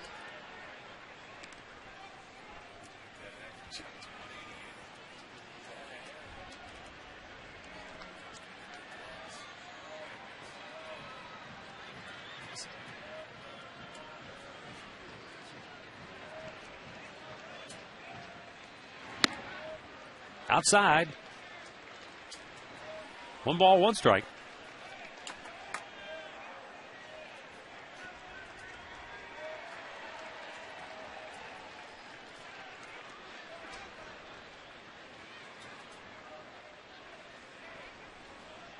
As I was saying before, with Genmar Gomez and Carlos Carrasco being in their early 20s, Josh Tomlin at 26, Carmona currently is still also just 26 years old. Tomorrow will mark the 37th anniversary of Paul Splittorff becoming the first 20-game winner in Kansas City Royals history at the age of 26. Paul Splittorff, yeah, he was a good pitcher. And a good friend and colleague of ours who works with the Kansas City Royals. I think he's mostly doing home. Yeah, he does some pre- and post-game work, yep. and also does the baseball games. He's been around a long time. Pitched 15 years in the big leagues, but that season in 1973, his only 20-win season. There have been 8 20-win seasons in Royals history, as Valbuena hits into a near double play, but Kaihui was pulled off the bag on the throw at first, so the inning stays alive. There you go, the defensive benefit. That's a routine double play ball, and Betancourt, the everyday shortstop, gets it to second base, and his relay throw, a bad one. It's offline. It takes Kaihui off the bag, so instead of getting out of the inning, it gives the Indians one more opportunity. Well, and these are the things they're trying to find out, I guess. Exactly right. I mean, that's when you're putting guys in positions like that to see what they can do. That's exactly what they're doing. I mean, that's an inning-ending double play ball as a pitcher. When you don't make the play defensively, you give that team one more out. It's like an error, although it's not listed in the error department, but you give them an extra out, see what happens. The way the Indians are going tonight, it wouldn't surprise me if they hit a double. Luke Carlin drove in a run with a base hit in the third. Fouls that pitch back.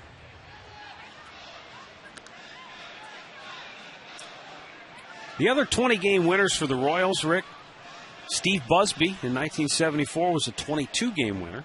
Remember Buzz, he had no hitter also. Dennis Leonard won 21 in 1978. He won 20 in 77 and 1980. Yeah, he was a good pitcher. Our buddy Mark Gubicza was a 20-game winner in 1988. And, of course, Brett Saberhagen, club record 23 wins in 1989.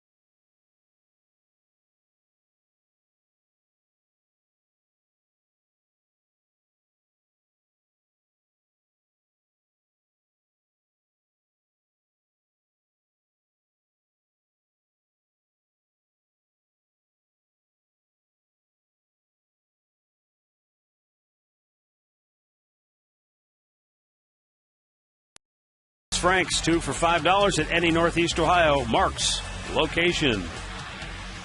So come into your nearest Mark's, where you'll find a huge selection at low prices every day.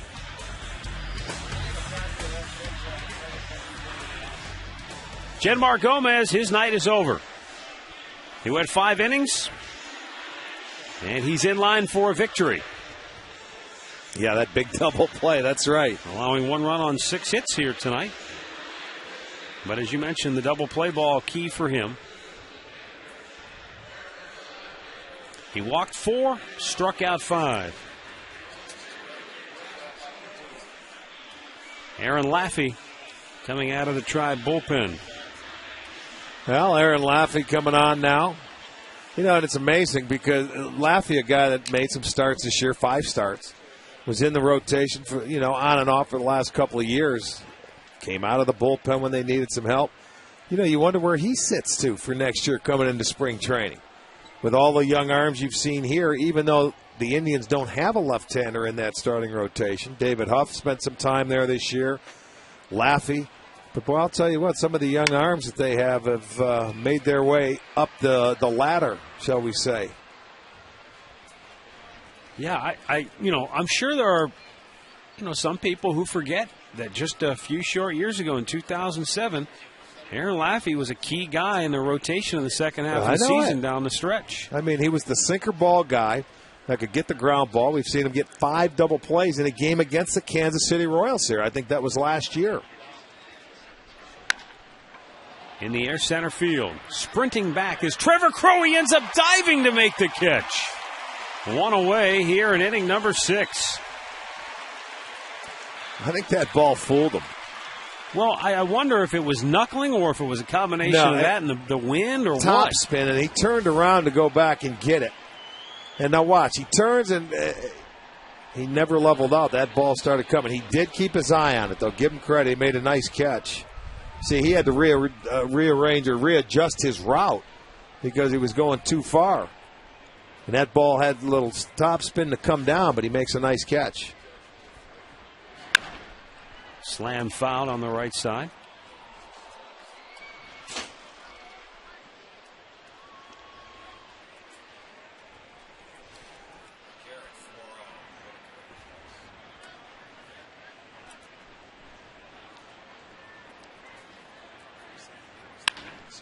Bouncing ball in the hole. Backhanded by the shortstop Cabrera. Long throw across the diamond in time. Beauty. Sensational play by Asdrubal Cabrera. Very nice play. I mean, he circled around and had his momentum going and got rid of that ball quickly and gets it right on the money. Puts enough air under it, gets Betancourt. Beautiful play by Cabrera. Really was. Right on time. Stretch by Matt Laporta. Good stretch to keep the toe on the bag, and with 2 down, Mitch Meyer looks at a first pitch strike.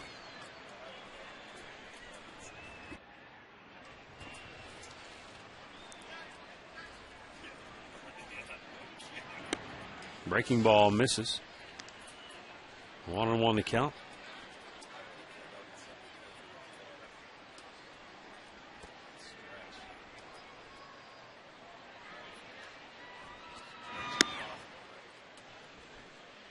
Two and 1 to count here with 2 down in the 6th. Tampa Bay continuing to cruise. They lead Seattle 6-1. Yankees drubbed by Boston.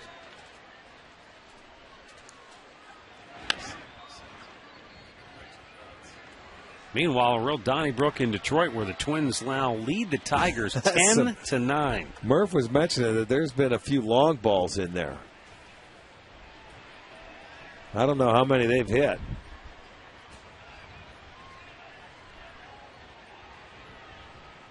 The 2-2 to Meyer.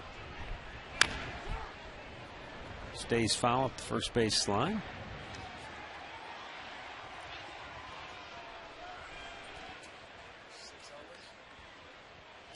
Six homers in that ball game. 26 in Detroit. hits. Yeah. And they're only in the 6th inning. Ball's flying out of Detroit tonight. Yes, it is. That's normally a pretty good yard to pitch in, but not tonight.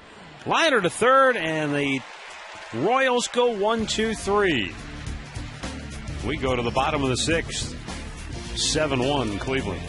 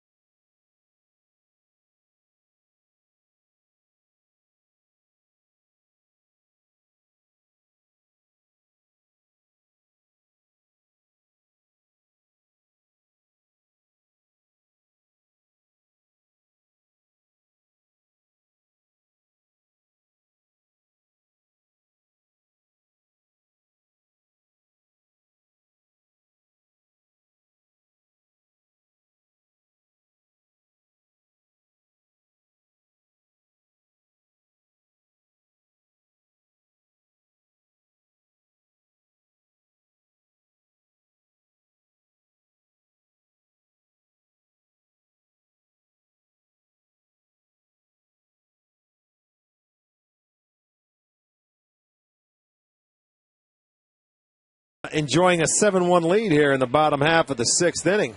The crowd enjoying it. They're giving away jerseys in between innings and a lot of gifts on Fan Appreciation Weekend. As Trevor Crow will be the hitter. It'll be Crow, Cabrera, and Chu. 5-star league leaders brought to you by the GMC Sierra. Never send a truck to do a Sierra's job. There you go. Trevor Crow, 11-game hitting streak.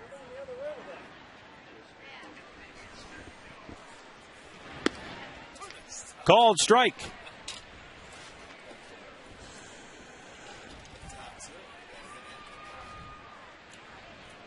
Crow, Cabrera, Chu here in the 6th for the Tribe.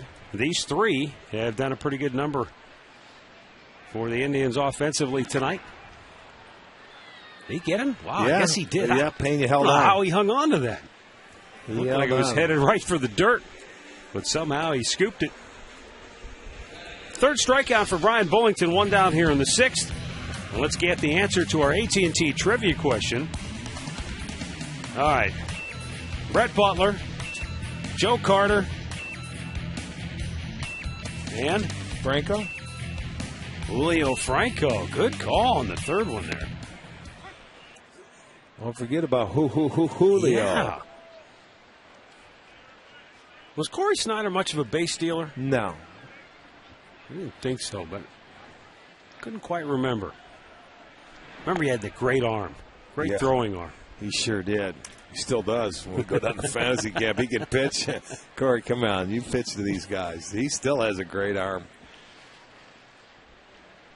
Well, you know, back in the day, it was Dwight Evans. You had players that had arms like that. Nowadays, it's rare to see a guy throw like those guys used to.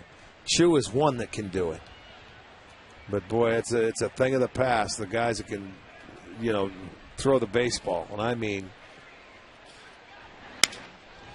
one-hop smash. It kicks off the glove of Betterman. We'll see how they rule it.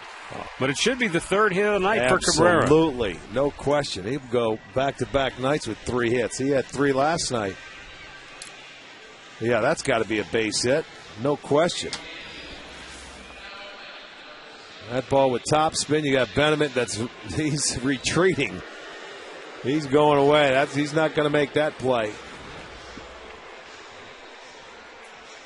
I gave him an error. Now, wait a minute. How can that be an error when the other day, was it yesterday, Laporta makes a catch, Kansas City guy gets a base hit. That's got to be a base hit. They'll change that. Well, I will say this, different score. Well, it's a different score, but you know what? Maybe a different opinion is all I'm saying. Yeah, I know. I hear you.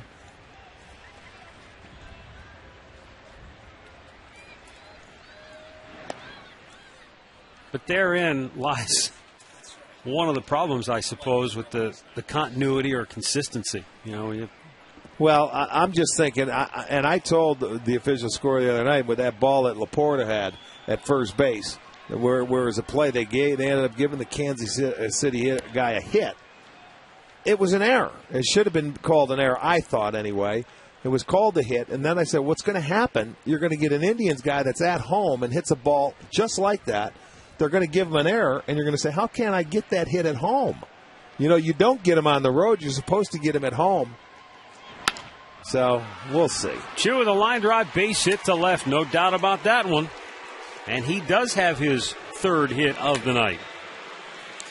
So both Cabrera and Chu have really been roping the ball here tonight for the Tribe. Last night, these guys have been making a lot of left turns in this series. Chu's got that stroke working inside out, takes that breaking ball the other way. Indians with 12 hits. Cabrera and Chu with half of them. They have 6 between the two of them.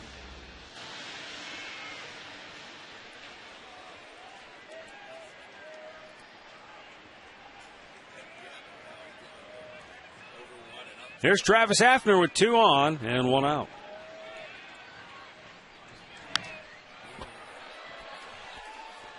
Fouled back out of play. 0 for 3 tonight for Hafner. A couple of strikeouts.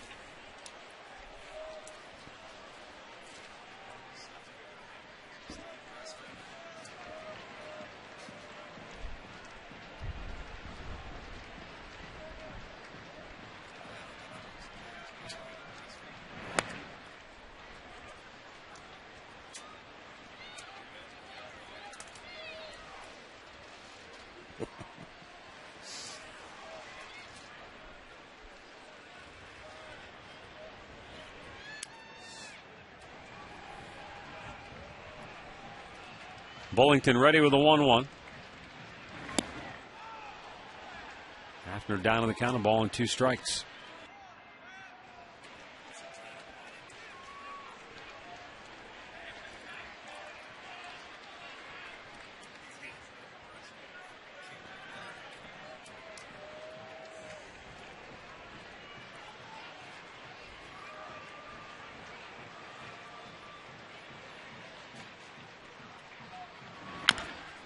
High chopper off the plate.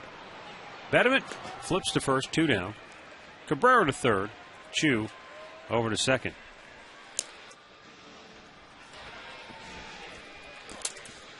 Well, if you're looking for an internship in the sports, entertainment, or recreation field, you don't want to miss the 2010 Internship Fair, which will take place Tuesday right here at Progressive Field.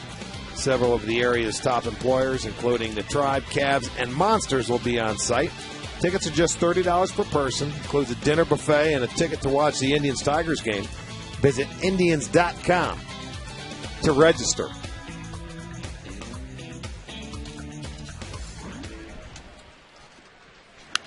Jason Nix fouls a pitch back out of play.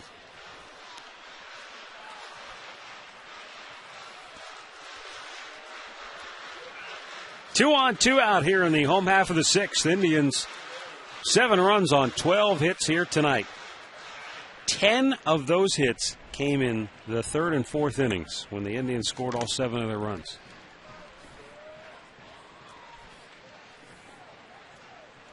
The 0-1, nope, steps away, does Bullington.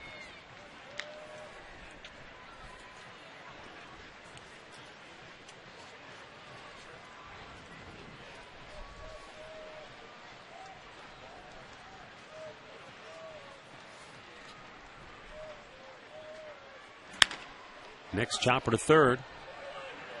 Long throw across to Vilas, right on the money. Inning is over, and we go to the 7th. It's Cleveland 7, Kansas City 1.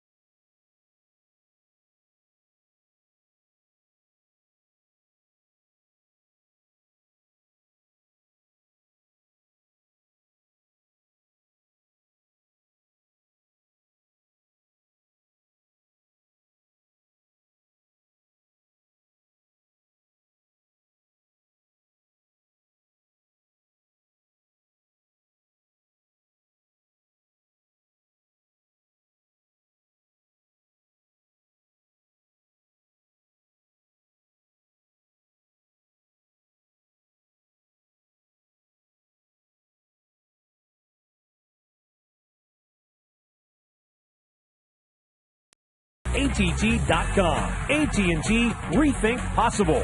Buy the Sierra from GMC. Never send a truck to do a Sierra's job. And by Wendy's. You know when it's real. Wendy's.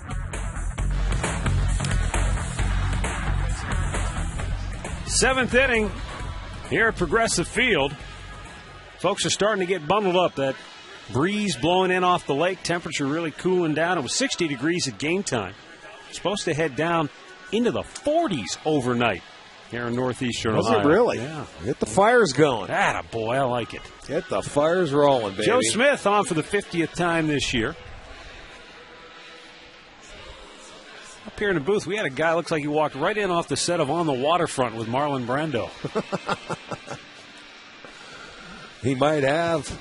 Is that the famous or infamous Kyle Manning under that fedora? Or what do you call it? Is that a fedora? What do you call that kind of hat there? Ooh, I don't know. I can't say it on the air. That's not the fedora. He is styling, though, in his circle. I think he stole that from my dad. Blanco takes a strike. He is 0 for 3 tonight. 7 runs, 12 hits, no errors for the Indians. 1 run, 6 hits, 1 error for Kansas City.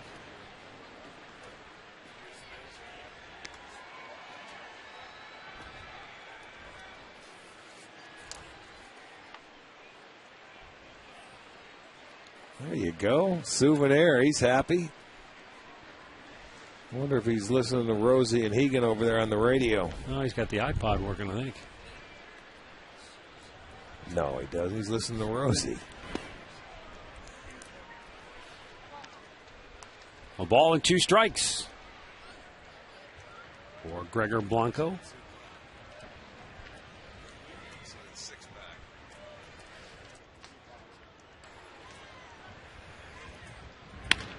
Bouncing ball towards second. Valbuena throws him out.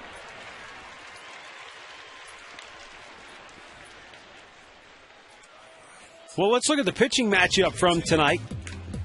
Courtesy of the G Series from Gatorade. 3 fuels for 3 stages of the game. Gatorade has evolved. That's G. Well, G is for Greinke, G is for Gomez, but tonight... Yeah, that's right. I'll tell you, it didn't work out for Zach Greinke. And one of his shortest outings of the year. And for Gomez, he is blessed in trying to stop that 5-game losing streak for him. Well, as we talked about, he's drawn the tough assignments this year. Yes, he has.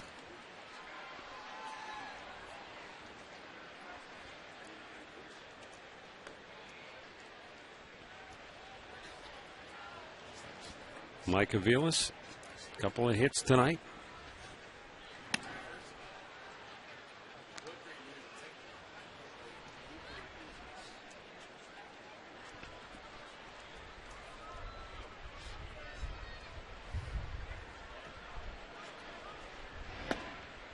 Day game tomorrow here at Progressive Field.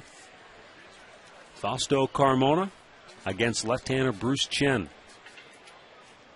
Carmona going for his 13th win. Chen looking for number 12.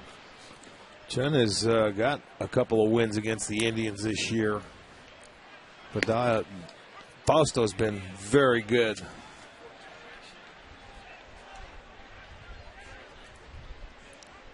Last Kids Fun Day tomorrow. Up the middle and cut off by Cabrera. Throws and he got him. A spectacular play once again by Asdrubal Cabrera, showing great range up the middle to close the gap, and then the nifty all-in-one motion throw to get him. How about him? One to his right, this one to his left, throwing on the run, right on target. Nicely done. Well, he covered one last inning over in the hole between short and third. This one going up the middle. Both throws very accurate. Very well done. Boy, Asdrubal Cabrera, after he had that little hiccup in Minnesota where he landed awkwardly on the wrist, missed a couple of games, but man, he has come back with a vengeance, both offensively and defensively. Well, 5, maybe 6 hits in the series, depending if they take another look. No, that's going to be 6. Hit. They got to get that changed. We got to lobby for that. I think the Kegler's the official scorer tonight. Bouncer towards second. 7-10 split. Inning over. 1, 2, 3 go the Royals. Stretch time in Cleveland. Indians in command 7-1.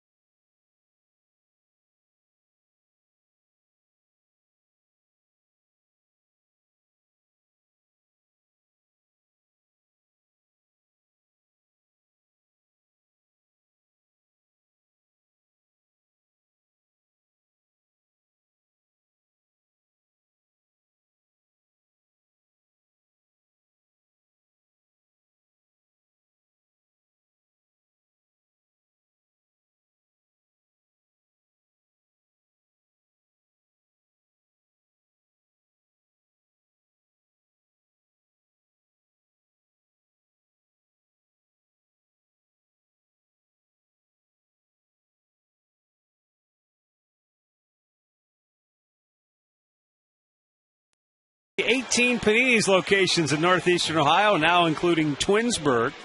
Visit paninisgrill.com to find a location near you. Bottom of the 7th, new pitcher on for Kansas City. Dusty Hughes, left-hander, coming out of the Royals bullpen to face the 6, 7, and 8 hitters for Cleveland. Dusty Hughes, the 55th appearance of the year. Murph told me Rhodes was coming into the game.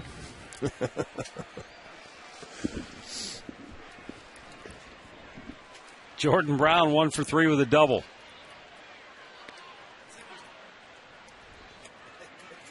Jordan Brown, Matt Laporta, Luis Valbuena.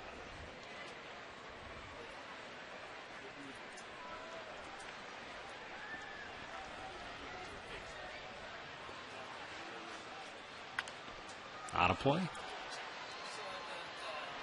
Well, Tampa Bay just about has it sealed down in St. Pete against Seattle. They lead at 9-1. Yeah, I think that's pretty. That's a lock. They will lead the East by a game and a half over New York. Boy, and picking it all up in the last 4 games. Yeah, that'll be their 4th straight win, and the Yankees have now lost 4 in a row. Yes, indeed.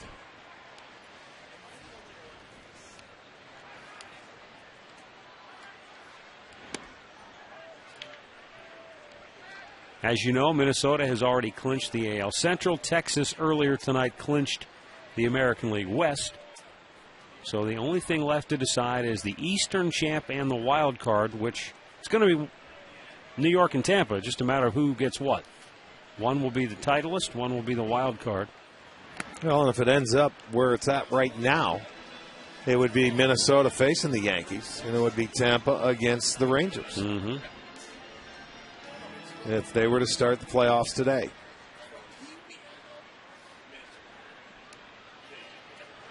But 7 more. 2-2.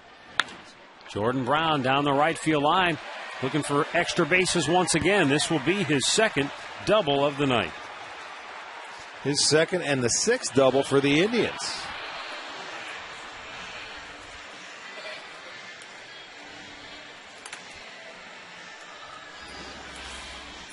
Picked down a hanging breaking ball from Hughes and just drives it down into the corner. That's a nice hit. When you're the left-hander, you can see it's fair. It's going into the corner, and you know it's 2.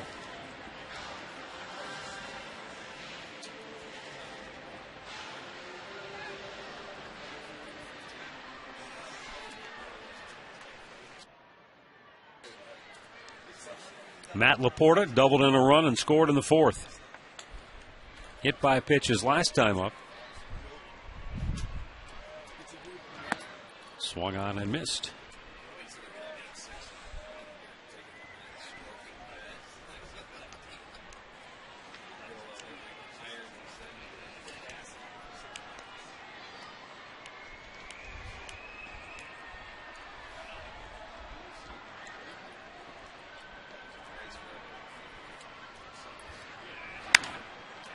Popped in the air, foul, and into the seats.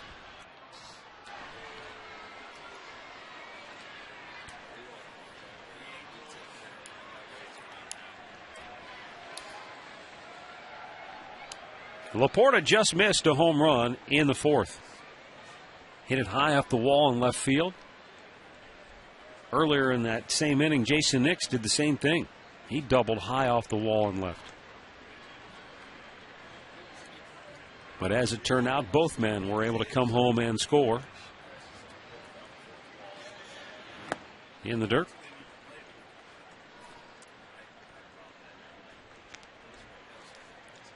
With a win tonight, the Indians will take a one-game lead in the season series against Kansas City, with 1 more to play tomorrow.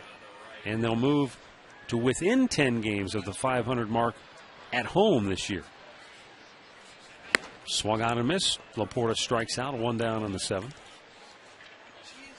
Indians came in tonight 33-43 on the year here at Progressive Field. Here's our Miller Taste Greatness moment. On this date in 2000, the Indians played two different teams in a split doubleheader. Yeah, I remember that. Played the White Sox first, and then Minnesota came in to start their series in the nightcap. Yeah, that was weird. Cy was around then, and that was the year the Indians had an entire 3-game series rained out in Boston. And so we spent the whole year trying to make that thing up. We went in on an off day and played one of those games. And then in September, we had 2 day-night doubleheaders in a 3-game series. You remember that, huh? We ended up playing 5 games in 3 days against Boston. 10 years ago. I remember the doubleheader here. What I remember most about the one in Boston is Valbuena bloops one toward left center, and a nice running catch by Blanco. Otherwise, Valbuena would have had a 3-hit night. I think I remember about the game in Boston, Rick, is Indians are in Fenway. It's late in the season. Everything's on the line for everybody. And Steve Woodard went out and outpitched Pedro Martinez and won the first game of the game. Okay, yeah. I remember that. Yeah, people would have, the way Martinez was pitching and the way he used to beat the Indians, you would have bet the ranch. Slam dunk for Boston, right? No, that's baseball for you. Now that you put it in that context, I remember it. I couldn't tell you the year. But that was one of those seasons down the stretch where, I mean, that was also the year we used all those different pitchers and players, and every game they were fighting for their lives to try and stay in the hunt. And they went down to the final day of the season, won, and then needed help, didn't get the help, and missed out on the playoffs. That was here where it wasn't then. If you the same year, Ramirez hit a home run in his last at bat and was a free agent and ended up signing with the Red Sox after that, right? Yeah, they knocked David Wells out of the game. And remember, David Wells had pretty much owned the Tribe no matter what uniform he was wearing. But on that day, they KO'd him.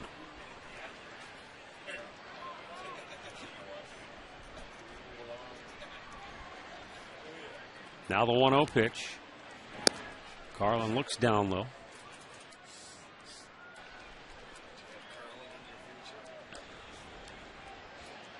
Carlin drove in a run back in the third with a bouncing ball single up the middle.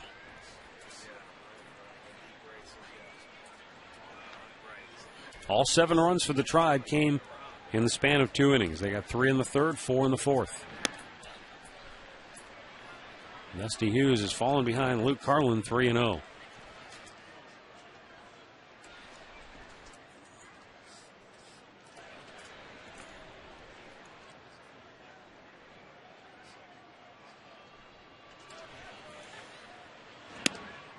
He missed on 4 straight. Carlin draws a free pass. 2 on, 2 out. Top of the order, Trevor Crowe will be striding to the plate already with 5 hits in the series. Well, save big with the Budweiser 2 for Tuesday. The Detroit Tigers in town. You get 2 tickets in the bleachers and $20 in food credit for only $32. It's a $28 savings. That's 2 for Tuesday.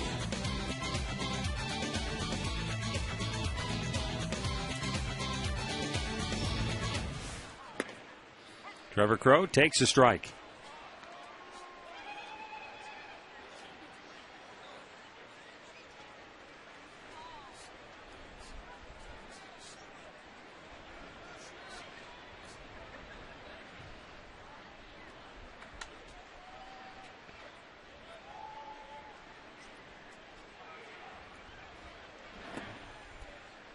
Good backhanded pick there.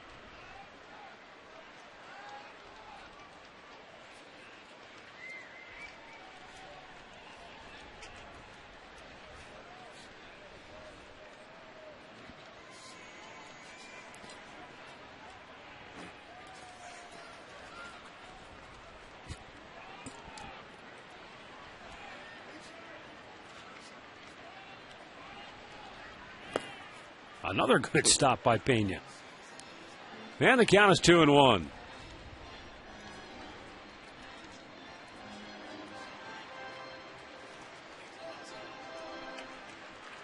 Pena out to talk to Hughes, saying, get it up a little bit.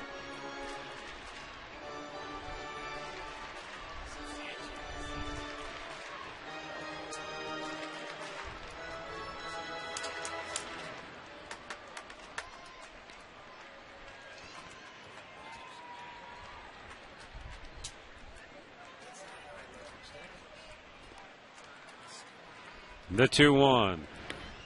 Again, he's in the dirt with it. 3 balls and a strike. He just walked Carlin. If he loses Crow, Cabrera will bat with the bases loaded.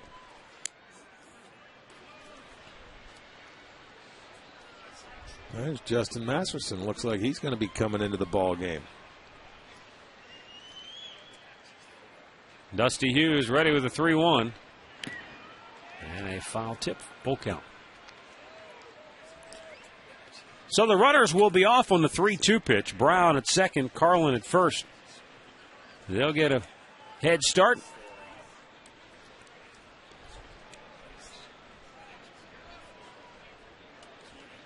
Hughes has made 20 pitches here in the 7th. 10 balls, 10 strikes. And he walked Trevor Crow. Back-to-back free passes, and the bases are loaded with 2 down for Asdrubal Cabrera.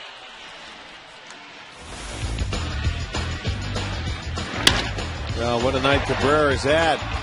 Getting it rolling after driving in a run off Zach Greinke. Base hit in his next at-bat. Makes the wide turn and comes back, and even in his last at-bat. They still have it listed as an error, but I think he still got another base hit.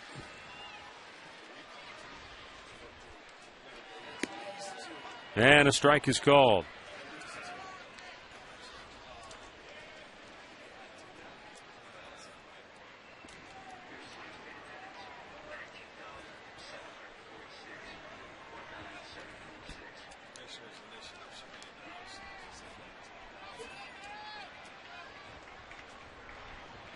The 0-1 to Asdrubal. It's down low. 1 ball, 1 strike. With the bases loaded and 2 down here in the 7th.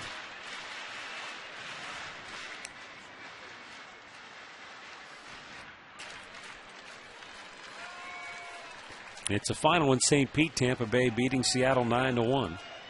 Detroit has come back to tie Minnesota 10-10 in the 8th.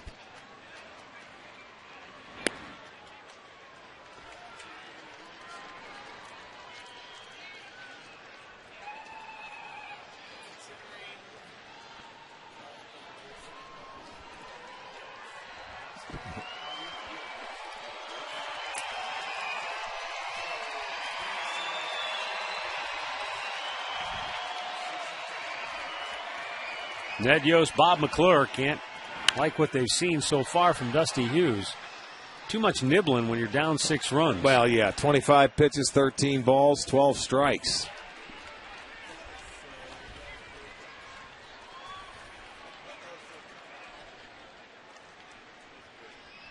But he still has a chance to get out of it unscathed if he can retire Cabrera.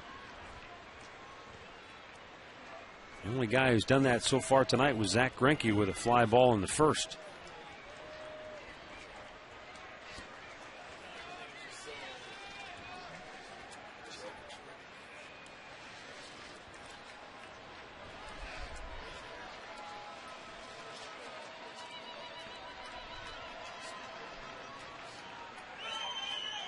Now the set on the 2-2. And it's out of play. Look out below. Nice grab in the club seats.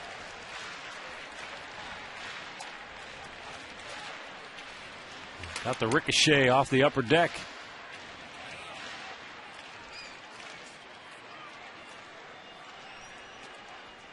Jordan Brown, the runner at third. Luke Carlin at second. Trevor Crow at first. With 2 away here in inning number 7. And now Dusty Hughes can't get on the same page with Ryan Pena.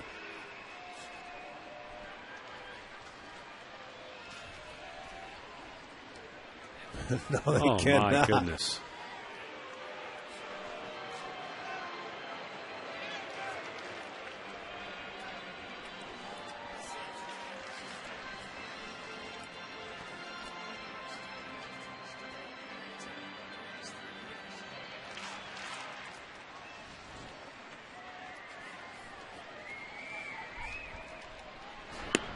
He walked him. Ball 3. Full count.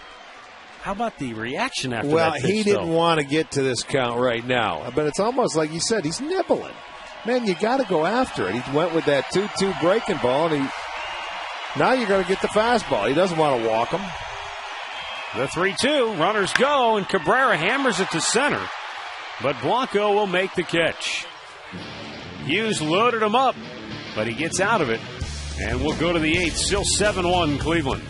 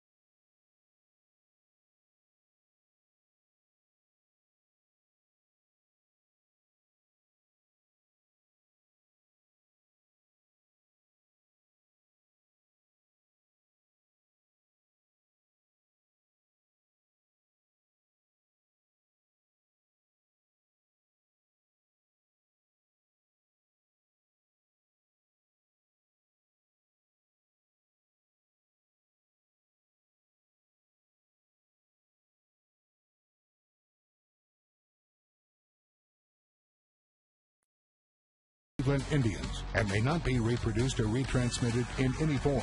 And the accounts and descriptions of this game may not be disseminated without the express written consent of the Cleveland Indians.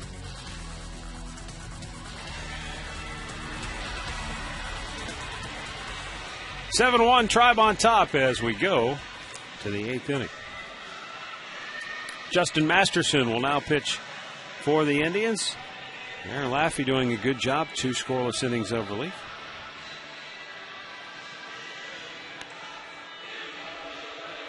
Well, I wouldn't be surprised to see a guy pitch the next couple innings. You know, one for the 8th, one for the 9th, and close it out after Gomez went 5. It was Laffey in the 6th. It was Smith in the 7th.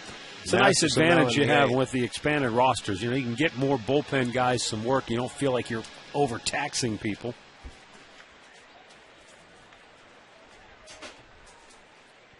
Wilson, Bettamit, Keela Kaihui, and Bryant Pena for the Royals here in the 8th.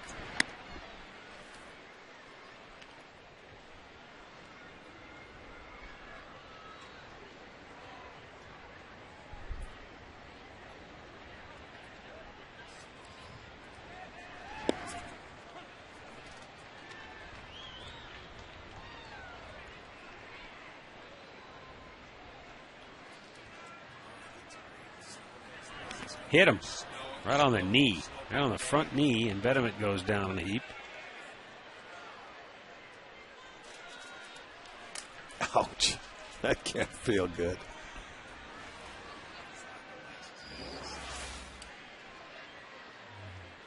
You get right there and right off the... Actually, just below the knee, it looked like. Yeah, but it was below the knee on your shin.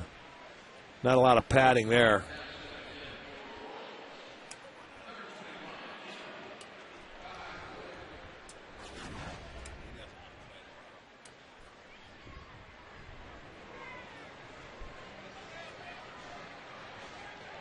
Taking a long look at him. I see pinch runner in the forecast.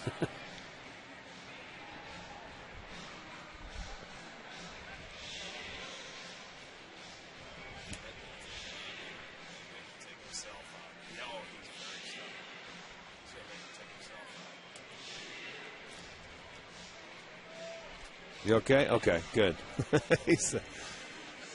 He's just got to let the sting get out of there.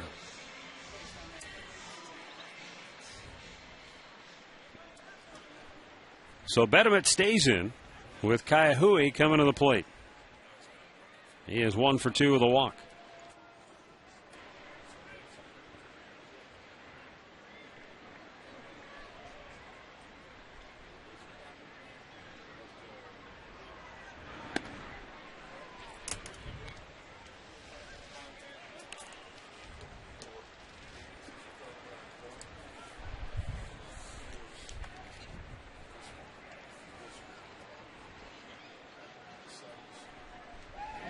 Down low.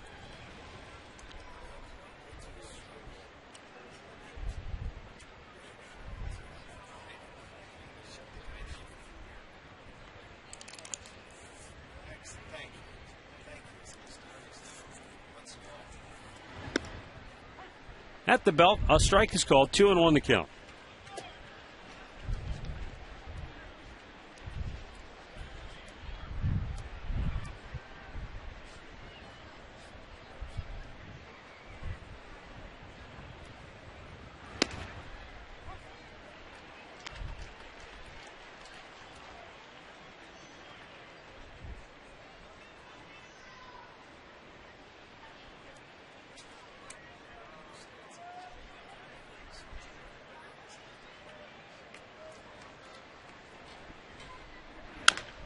Ground ball to first, and it goes foul.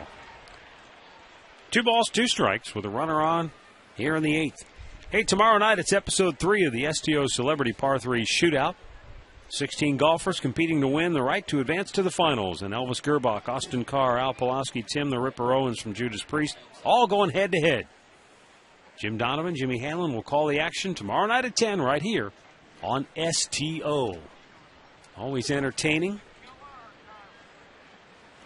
Even if the golf is not spectacular, well, it's not the entertainment will be fun. But you know, it's a fun format. You're already in the finals, along with Kevin Mack. Kevin Mack, the first 2. That's right. Check yes, swing. Did he go? He did. He went too far, and that's an out. 1 down. Here in the 8th, Masterson gets the strikeout. All right, mark it down on your calendar. Now, starting the day after Thanksgiving, Progressive Field is going to be transformed into a winter wonderland. With over 150 tons of snow, it'll be made each day. And now, families, you can come down to the ballpark and you can tube. They're going to have tubing shoots, ice skating, and much, much more. It's going to be much different. Think about it. Come on down and check it out on Indians.com/snowdays. The day after Thanksgiving. Mark it down. And I mean, those toboggan chutes are going to come down from the top of the bleachers and run down towards second base. It seemed like it would be a lot of fun. Line drive to left. Jordan Brown snares it. 2 down. Let's go back to the studios. Al Pulaski has the latest from St. Petersburg, Florida.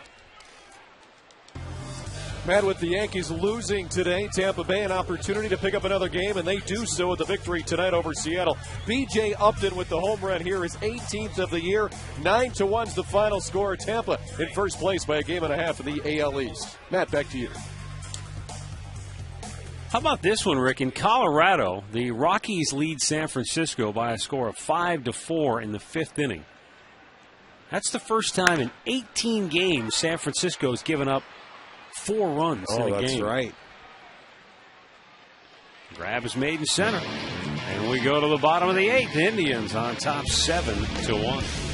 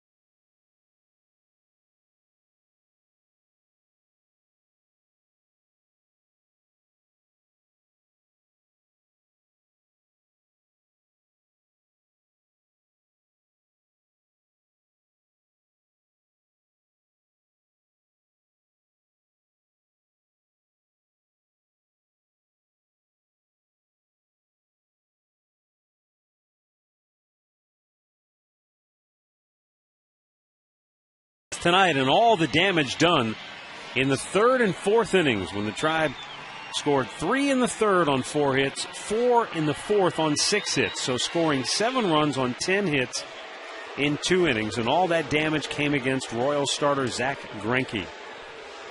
Dusty Hughes, who worked an eventful 7th inning but got out of it without allowing a run, leaving the bases loaded, stays on to work the bottom of the 8th. Shin-Soo Choo, already with 3 hits on the night, couple of runs batted in, will be the hitter to start things off. Then it's Travis Hafner and Jason Nix.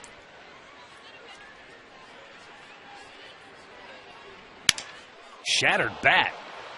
And the ball goes through Kaiahui. I'm not sure what happened there. If he was distracted by the bat.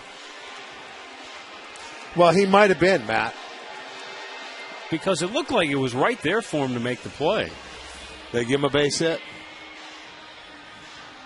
You're right. It was. It's an easy backhanded play. He just didn't make the play. This one goes as a base hit.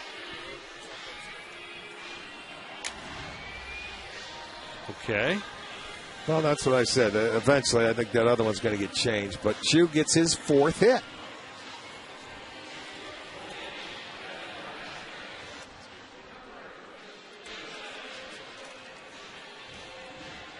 Well, here's Travis Hafner, 0 for 4. No, we got Jimenez. We got a pinch hitter, Chris Jimenez. I was going to say Hafner switch hitting now.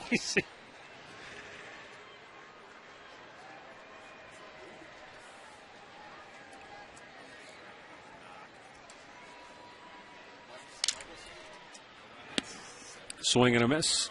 0-2 the count. Jimenez batting just 182. 10 hits and 55 trips to the plate.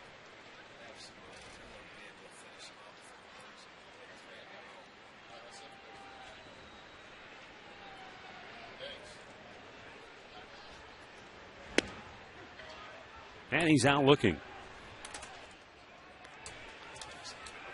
One down here in the bottom of the 8th. That'll bring up Jason Nix. No, it won't. We'll have all kind of pinch hitters now. We got to keep Andy our eye Marte down now.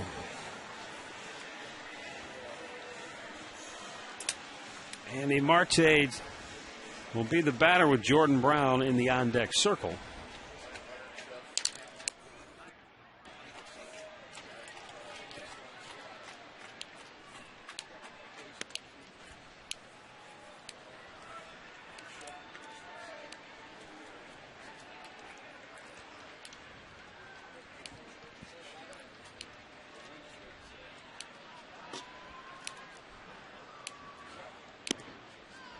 Pitch is outside, 2-0.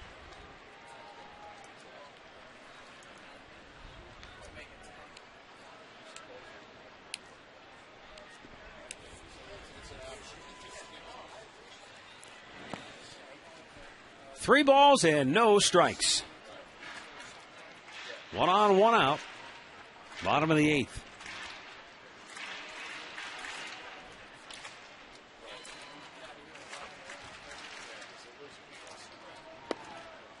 There's a strike.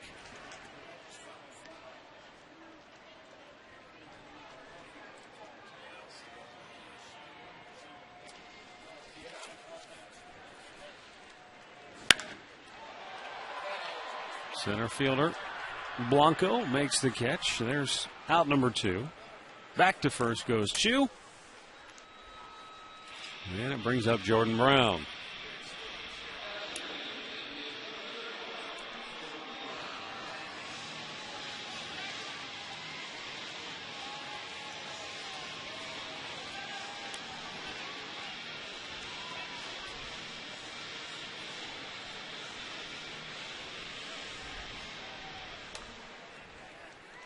Brown, a couple of doubles tonight.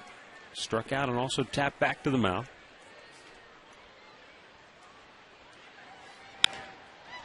Popped him up. First baseman Kaiahui makes the catch. We'll go to the 9th. It's 7-1 Cleveland.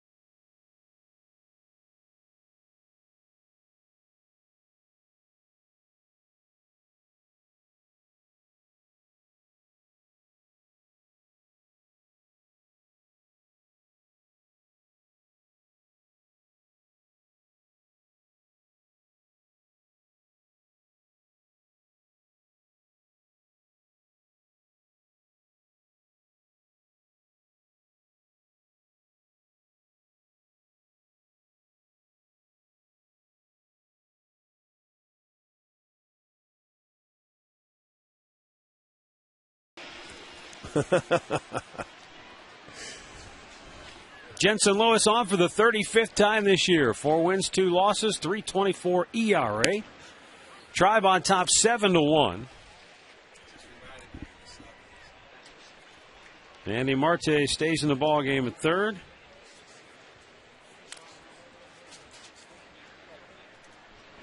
Betancourt looks at a ball up high.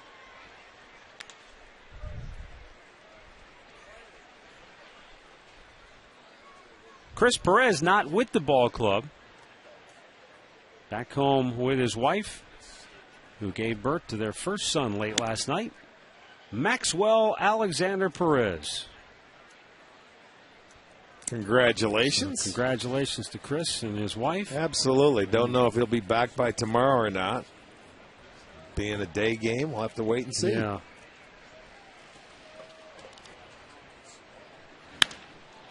Fly ball, left field. Back goes Brown. 1 away.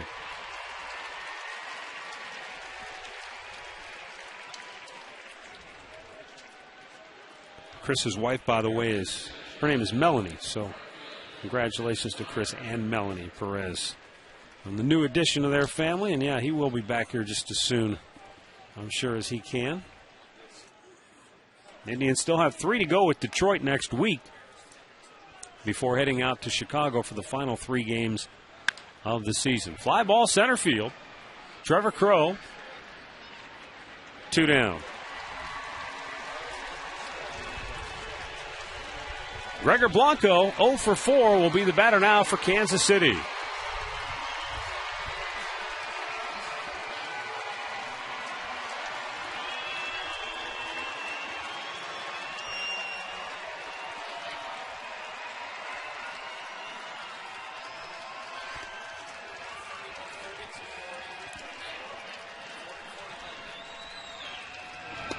Down low for ball 1.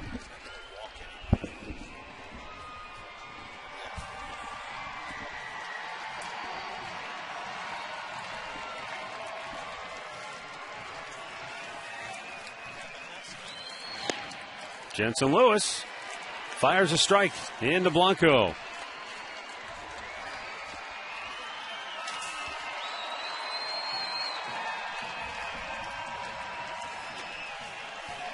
The right-hander ready. He deals, and it's up high. 2 balls and a strike.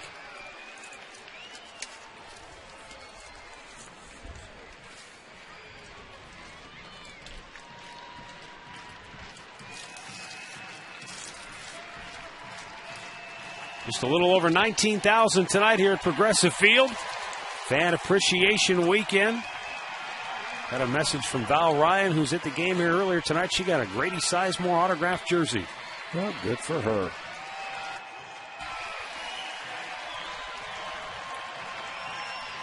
Two balls, 2 strikes, 2 down in the 9th. And the pitch from Lewis. His line fouled on the left side.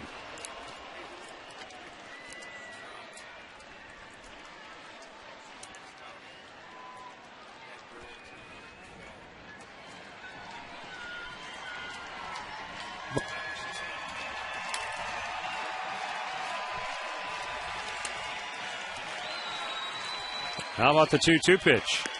Struck him out looking, and the game is over. Jensen Lewis works a 1-2-3 9th. And the Indians take the upper hand in the season series. They've won 2 out of 3 so far in this one, and they've now won 9 out of the 17 matchups head-to-head this year with Kansas City. Final score tonight, Cleveland 7 and the Royals 1. Winning pitcher is Genmar Gomez, his 4th of the year. The losing pitcher is Zach Greinke, who drops to 9-14 on the season. With the win, the Indians are now 64-91. Kansas City drops to 63-91. Time now for the play of the game, brought to you by KeyBank. Switch to Key and get a free Sony Bloggy. Log on to key.com/bloggy for details. Well, it was a very good offensive night for the Indians, but defensively, as Dribble Cabrera made a couple of plays showing his range and his accuracy on his throws. First to his right, then to his left. 2 beautiful plays made by Cabrera, both resulting in outs. So That'll be our key bank, key play of the game.